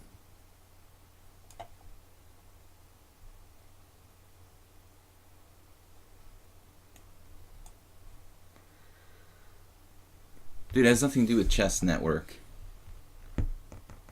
I know Chess Network. It's called Anonymous Network. It's like, you know, the hacker network, dude. Anonymous.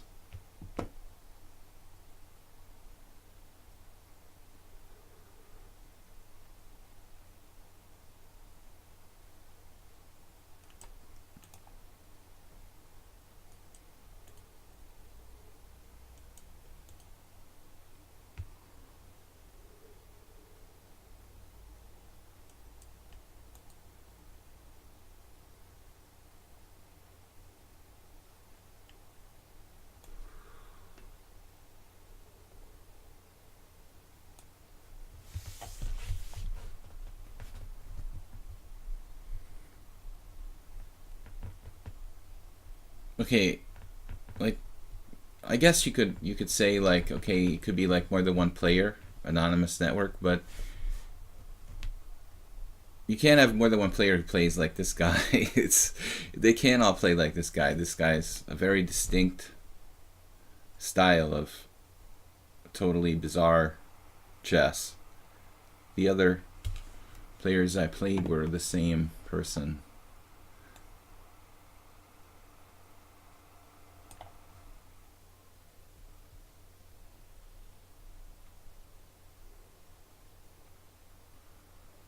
Still, his queen isn't trapped.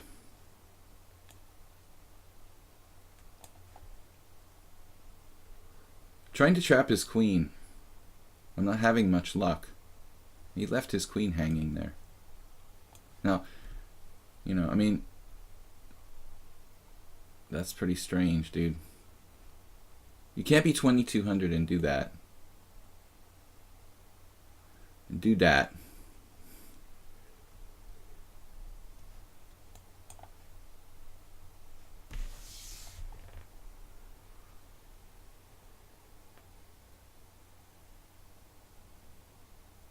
It feels like silliness to me.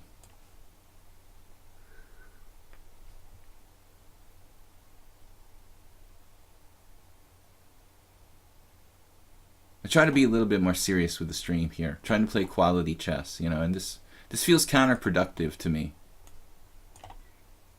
You know, he's like blitzing down a queen. Like, whatever, dude. Counterproductive. So Anyway, we reserve the right to play who we want to play. Zen Chess, Kyriakos Pez, Nabil. I don't think we're going to get more than 2 more games in today.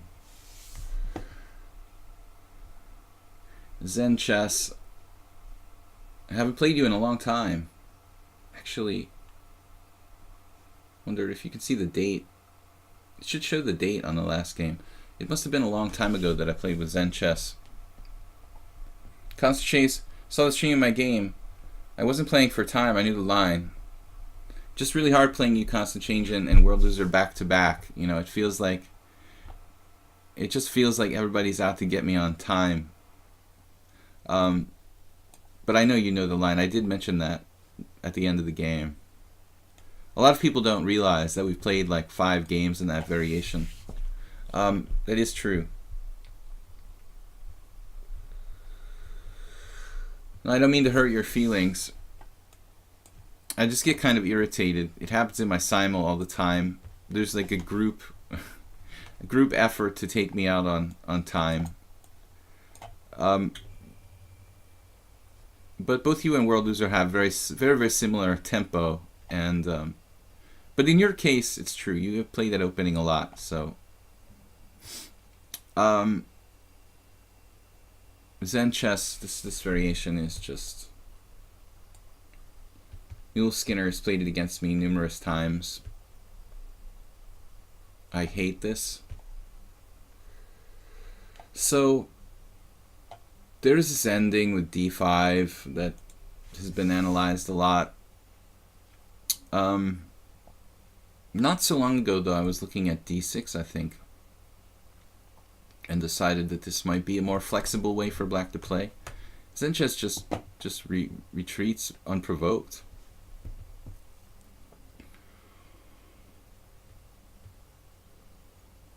And I think this kind of transposes, like, as if white had, like, traded bishop takes knight on c6 or something for... It's really the same thing, basically. One of these variations is, like, bishop b5, bishop d7, bishop takes c6, bishop takes c6.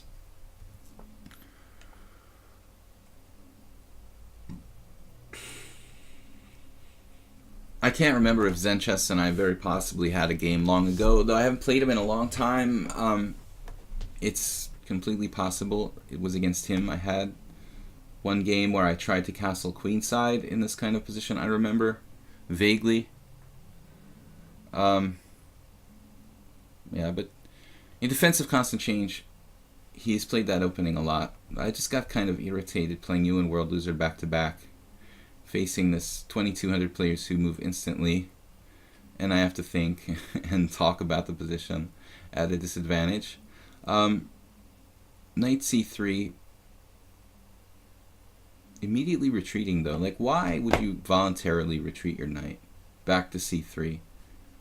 I would think that white would hope that black would waste a move like a6 or something. Again, you know, speaking of playing quickly. So, we could play bishop g4, give up our bishop. I don't really like it. If we do average, normal, everyday moves here, white's going to have some kind of classic King's Indian Dutch defense type of whatever, Dutch defense, let's call it. Attack on the king's side with the standard d3, queen e1, f5, and all that stuff. Speaking of f5, however, you know, I haven't castled yet. You know, if he tries to play f5, maybe I should call his bluff and just take it.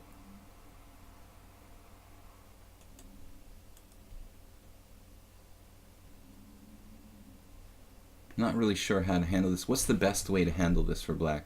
There's also bishop g4, giving up my bishop. h3, bishop takes, queen takes. I'm basically doing what Alexander Ivanov does in tournament games. We just kind of figure out the entire position, and then you can just blitz out the moves. We can spend like 4 minutes in one move and just prepare for everything that white might do. That's perfectly reasonable. You know, it doesn't mean that I have to lose on time. It's okay to spend a lot of time on one move and kind of plan out what you're going to do. This is a strategic position, not a tactical one. So I'm not expecting a lot of like surprising moves from white in this position. I'm just deciding whether I want to play with the bishop pair, like long term. Again, try to do like castles queenside type of thing, as I did once before.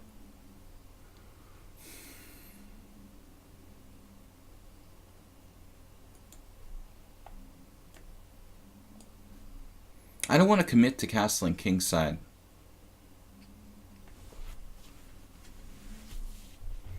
The last game you just went on time. What are you talking about, dude? The guy's position was like an abomination from move 1. Like, his advantage was like positionally -3 when he lost his queen. You know, tactically and positionally -3. What is that?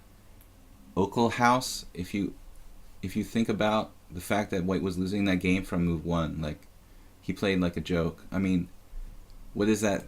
The fact that he lost his queen went from like -3 to -12, but it was lost anyway. It's not at all about time. The guy's position was so bad he couldn't even find a move that doesn't lose a queen.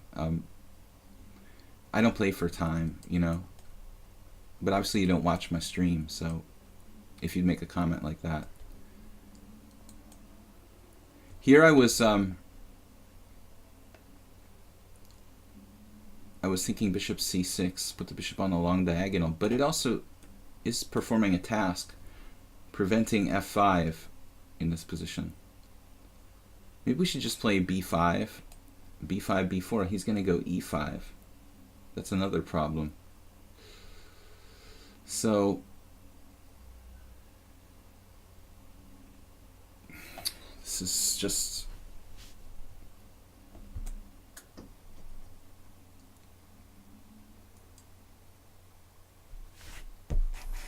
I don't know what to do. I don't know.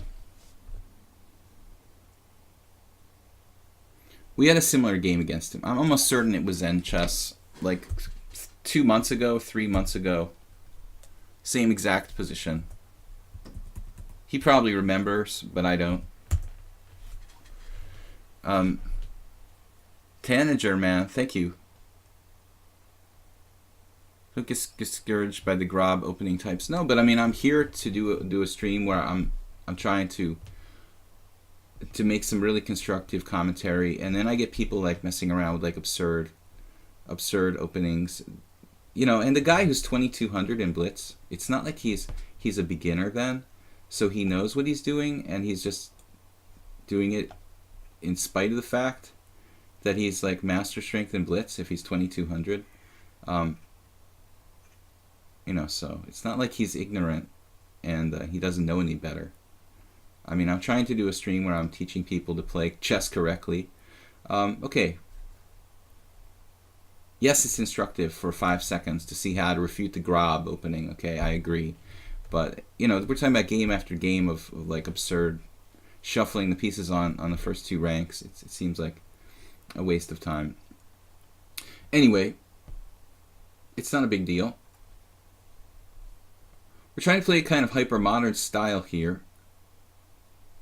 Perhaps we can play h5 and knight h6 like a modern defense.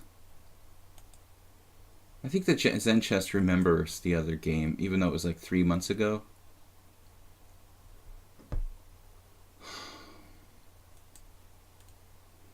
I remember the computer saying I shouldn't have castled queenside that game.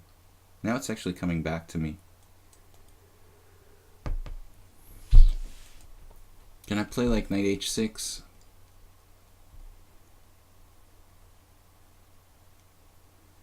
Knight f6, e5. Knight d5. Pawn takes d6.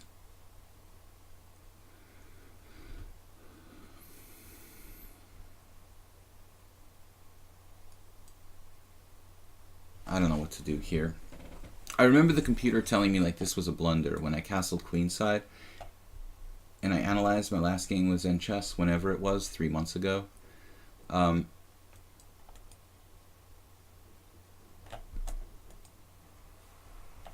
We have no time here at all. Knight f6, e5 is good for white. Or is it?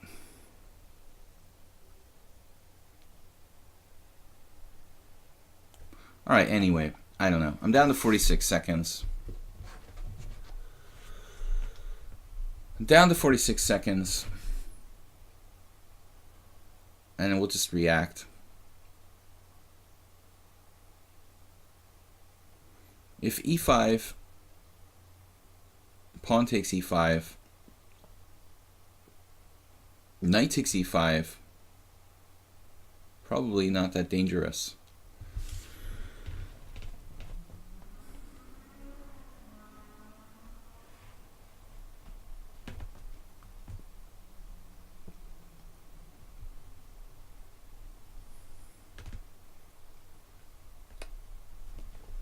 e5, knight d5.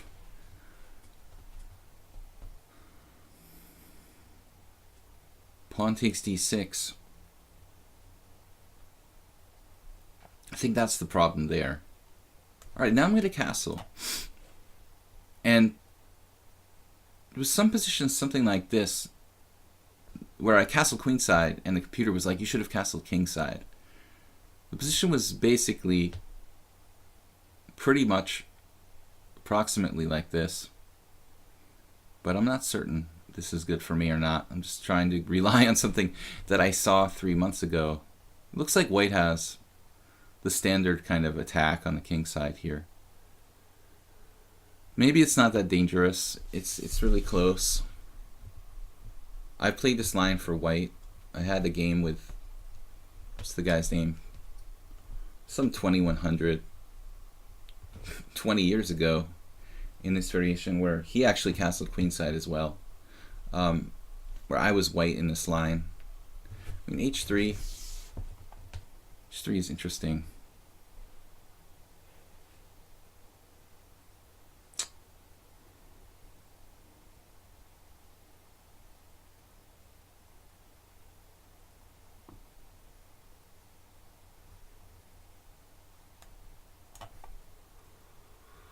Preparing for the use of the G file in some lines with king h8.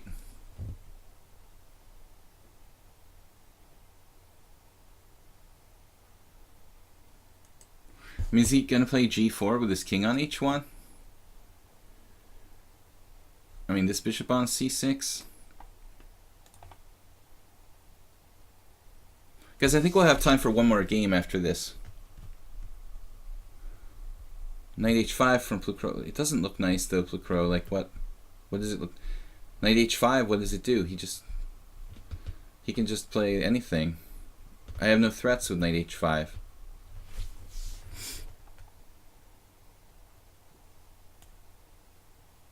Oh no.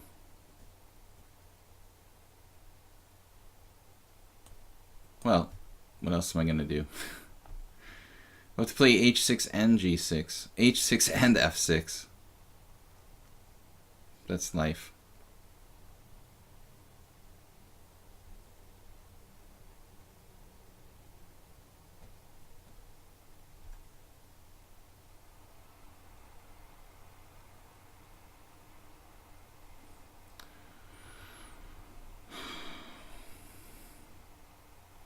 This is good for white.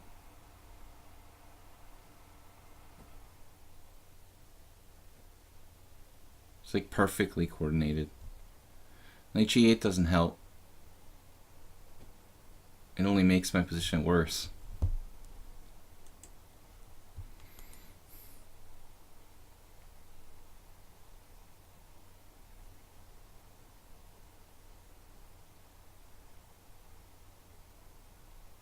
My plan is just bad.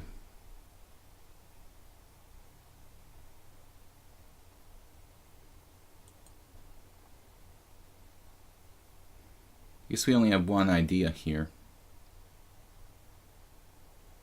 It's pretty passive. Oh well, white is better. He knows the system really well.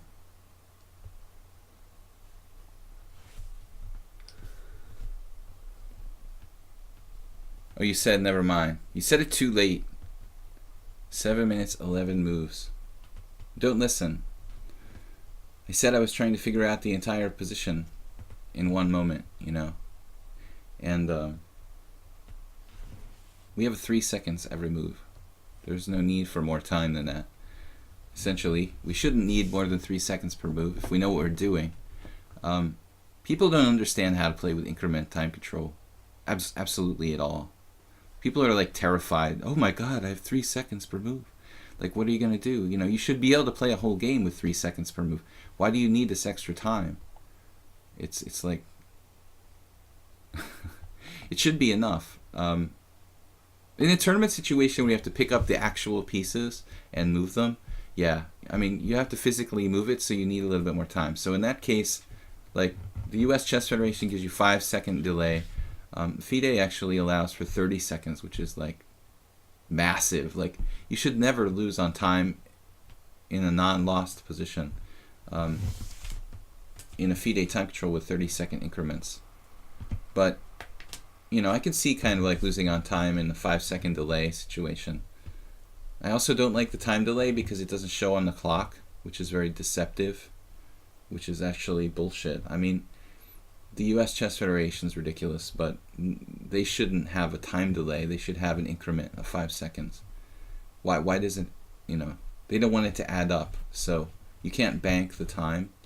I don't know any other chess federations that use that, use the time delay, because they randomly decided to implement that. We didn't have any increments simply because digital clocks didn't exist, yeah, or they were very hard to come by. Man, I don't know. I'm just gonna flag here.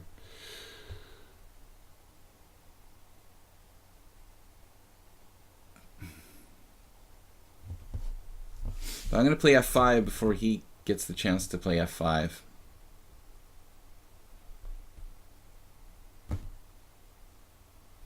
This is not what I expected.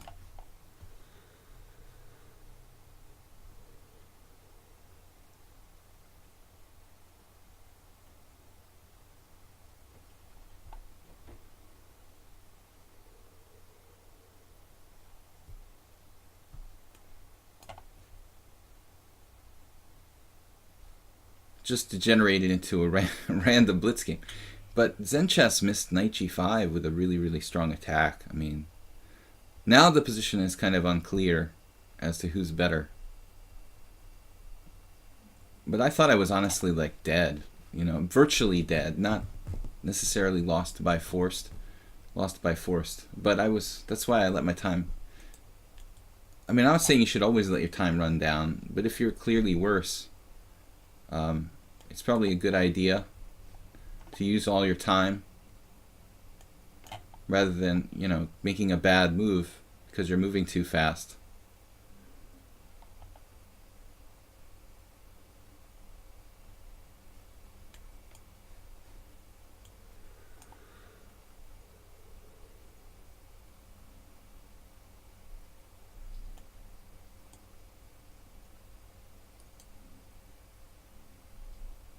Lucky we had a tactic there. If knight b5, knight takes e5.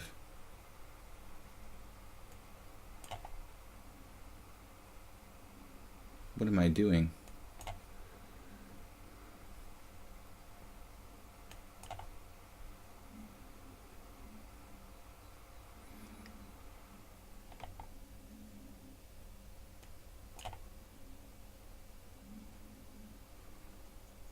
Right.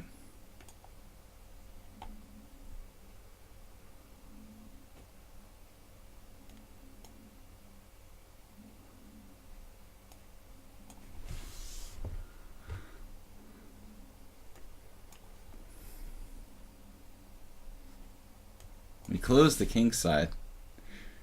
Then he doesn't have any counterplay over there.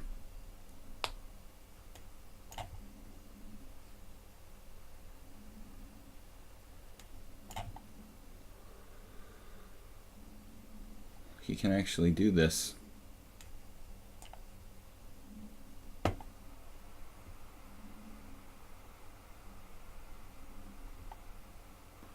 Zenchess lost on time himself. Who would have imagined it?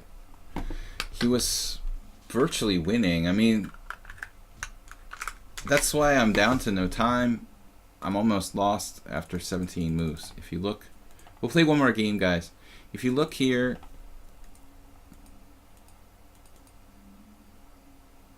White has a really big score. I mean, very few people have played knight c3. There's nothing wrong with the move, though. We've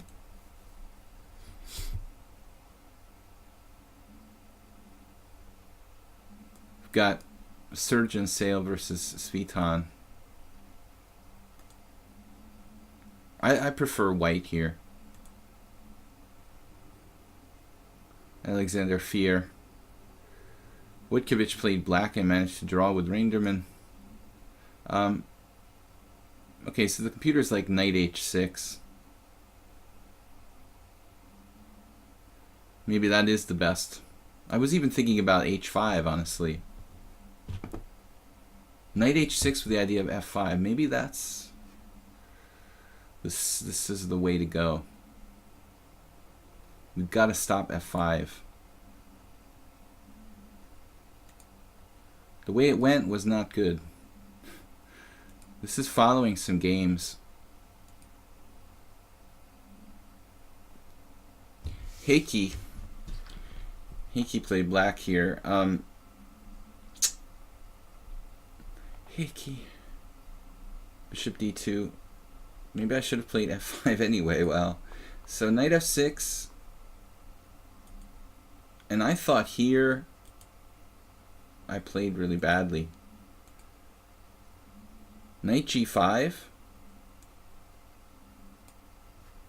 h6, f5, and I thought that this is just bad for black. You know, I mean, my only move I thought was bishop f6. But the chess engine is just like cold-blooded. It doesn't care how scary it looks. It says that black is better after bishop f6. I didn't think I was better after bishop f6. It's the only move, though. We can't let him get a knight on e6. That's surprising. Like, I don't know what Zenchess thought, but I bet he didn't think I would be better here. He didn't go into this. He is kind of paralyzed. It's weird, like his queen can't move. I hadn't really thought of it that way. Like he can never get out of this pin. It's very strange. So, interesting. Alright. I guess my position wasn't quite as bad as I thought. Last game for today, Kyrgios-Pez. Yeah, Zenchess, you know, the computer's concern is that you can never get out of that pin. That was my only defense. I mean, of course, I would have played that. That was the plan, but I assumed that you were better there, because I was, so, you know, I was kind of spatially worse. My impression was that I was worse, but I had no other choice. The engine says that I'm slightly better. I guess it's just awkward, like you can't really improve your position, and you're in this sort of permanent pin. I hadn't appreciated that.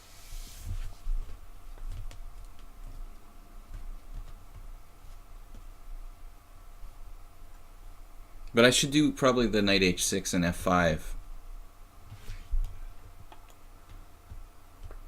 That's another option for black. There's also an option for black in lines where, let's see. There's another line where, like, Zenchess plays bishop e5 and black goes knight e4, and he plays castles, and I take the bishop on b5. But another popular line is to retreat the bishop from b5 to d3, which Roman Gingiashvili recommended in some old video series. That was very trendy for a while, but that's another place where black can play knight h6. You know, so I think that anytime you have a closed Sicilian where white puts the bishop on b5 instead of c4, and the same thing with colors reversed. If black plays like f5 and stuff against the English, the same thing applies. If there's bishop b5 closed Sicilian, a bishop b5 Grand Prix, you know, as they call it, then I think knight h6 is a really good, or at least a good setup. It would never be good against bishop c4, but it's seemingly usually good in that line. I had a previous game where I guess I played g6 here.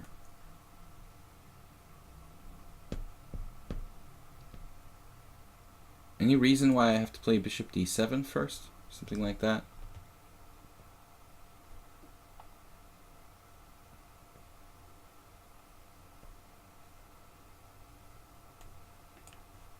I actually had this against our vanquisher, Constant Change. Kyrgios usually plays d4, but he sometimes experiments with e4. Against Constant Change, a couple of weeks ago, he played bishop c4. I played this Chernyshov line, and maybe Kyrgios saw the game. I don't know. It's possible. Castles. We're playing the Dragendorf, basically. Knight on a5, yes, it's strangely placed, but his bishop is bad on d3, so it's kind of a trade-off. Zen Chess said, what? There's a nice chess-based DVD on the Grand Prix by Lawrence Trent. I mean, it has a long tradition in the UK, right? All the older generation masters.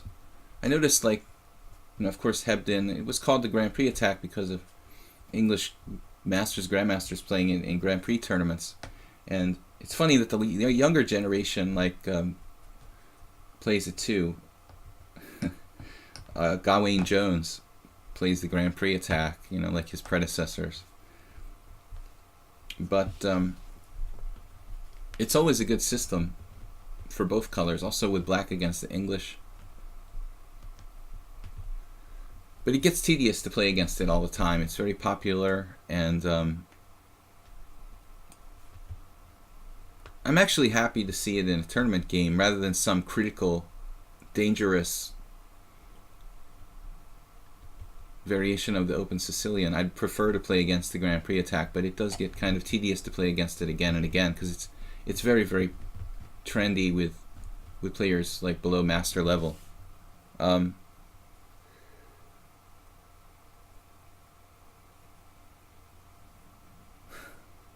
It's like an old...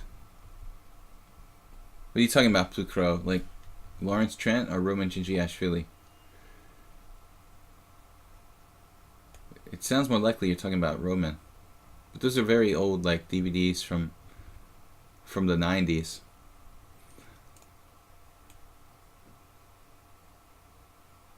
'92 is kind of a weird move by Kyrgios. Why should he necessarily voluntarily have to... That's a lot of adjectives. Why? Adverbs. I'm good with grammar. Almost offered him a take back there. Why would he voluntarily have to play knight on d to e2 here? He's afraid his knight is protected, like, indirectly. It seems strange to pull that guy back.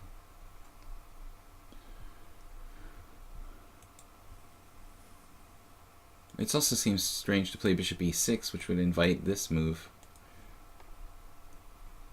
I wanted to support knight c4, but I'm probably making my life more difficult in reality. I should just bring my knight back. Just admit mistake. I don't know. It's even possible to play e5, but it's very inflexible, I think was the word I was looking for.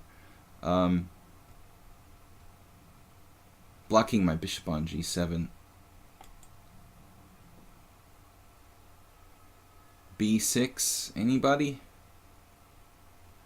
b6. I think we're gonna get hit by another Grand Prix attack, basically. May sound noobish, but always regarded the Grand Prix attack as surviving the opening and a few moves beyond, and black is better. Well, I think that's what happens for a lot of players.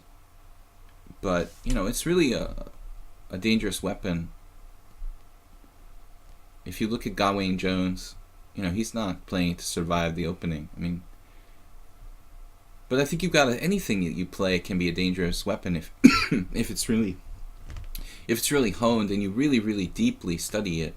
You know, if you look at Jones's games, this guy doesn't just play the Grand Prix attack. I mean, he's really deeply studied pretty much everything he plays, I would say. And that's no exception. No Lawrence Trent. Well, I mean, I've been in the business of making chess videos for a long time, and there certainly are times that you're better prepared than others for recording something. I think quality varies widely and wildly.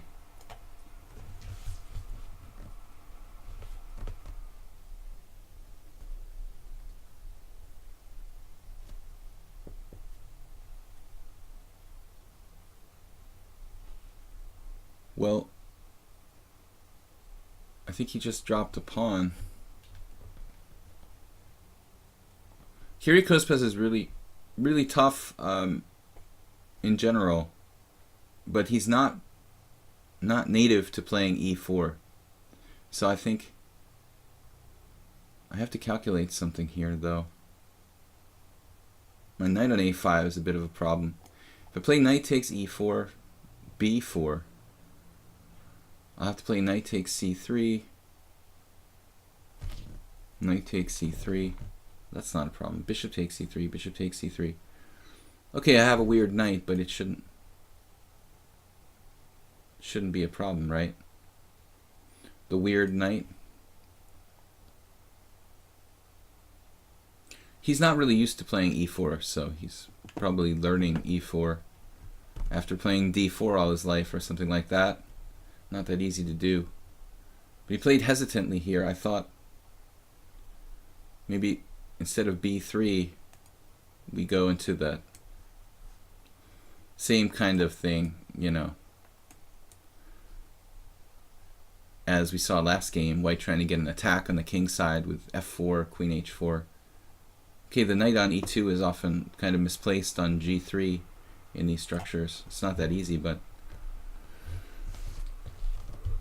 he beat me soundly in the simul on Sunday. Every Sunday I do a simul here on lichess, 6:30 p.m. Kyrgios has played very well. He's pretty solid with black and with d4, but I think he's out of his element here. Guys, last game for today. We'll be back tomorrow with Weird Wednesday. It doesn't have to be too extreme, like a5, rook a6, anonymous network. I think we'll draw the line at the Grob, you know, something like that would be enough. But I try to play unusual openings that I typically wouldn't play. That's the basic theme of Wednesday. Not too extreme. I like to play the Budapest Gambit, the King's Gambit with white. Gambit lines I wouldn't normally play. Semi-risky openings I might not normally play. I don't want my bishop to get trapped on b2 here. And I shouldn't count my chickens before they hatch. He's only down a pawn. I shouldn't count this point, you know, yet.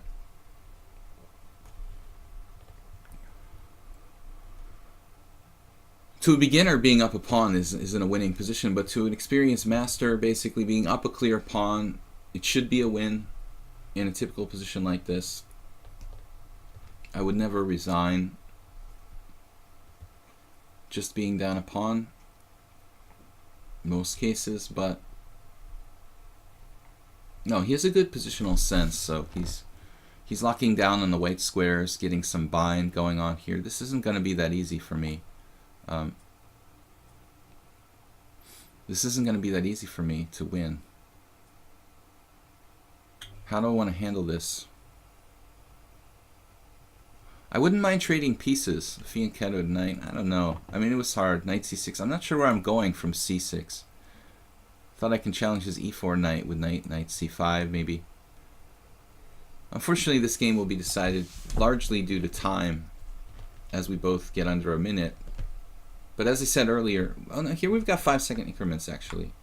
That should make a difference. Now I'm sorry I put my knight on b7. I apologize. It was a mistake. I was hoping I could challenge his knight, but he voluntarily pulled it back. He's got d5. I've got to be careful. Rook e8. And white has a little bit of compensation along the half open file here. The other half open file. Black has a hard time exploiting his pawn advantage.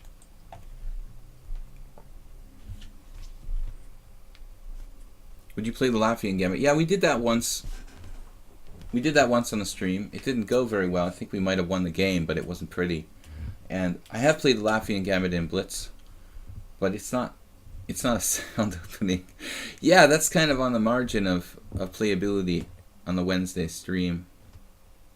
I wouldn't get much more experimental than that. That's about the maximum of weirdness I want to get involved in on Wednesdays. We try to play fun openings that are semi-sound.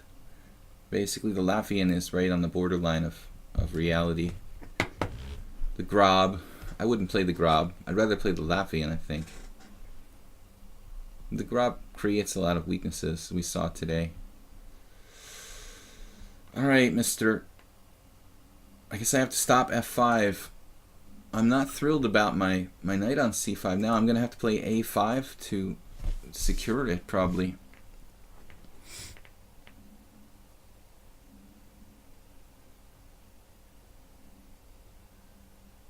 Or not. I don't think I can play a5 to secure it. Darn.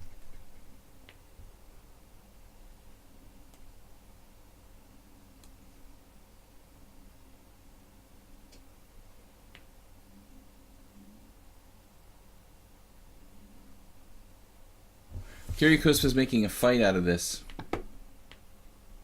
Trying to stay coordinated. Oh. But he shouldn't do that. Maybe I should leave that knight on g3, but it's this opportunity to trade this. He shouldn't trade pieces here in this spot because he's down a pawn. I know his knight was bad on g3,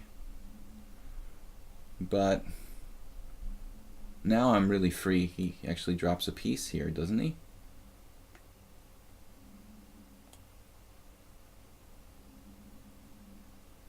Sometimes I'm thinking, like, what did I miss? Yeah, so I don't know.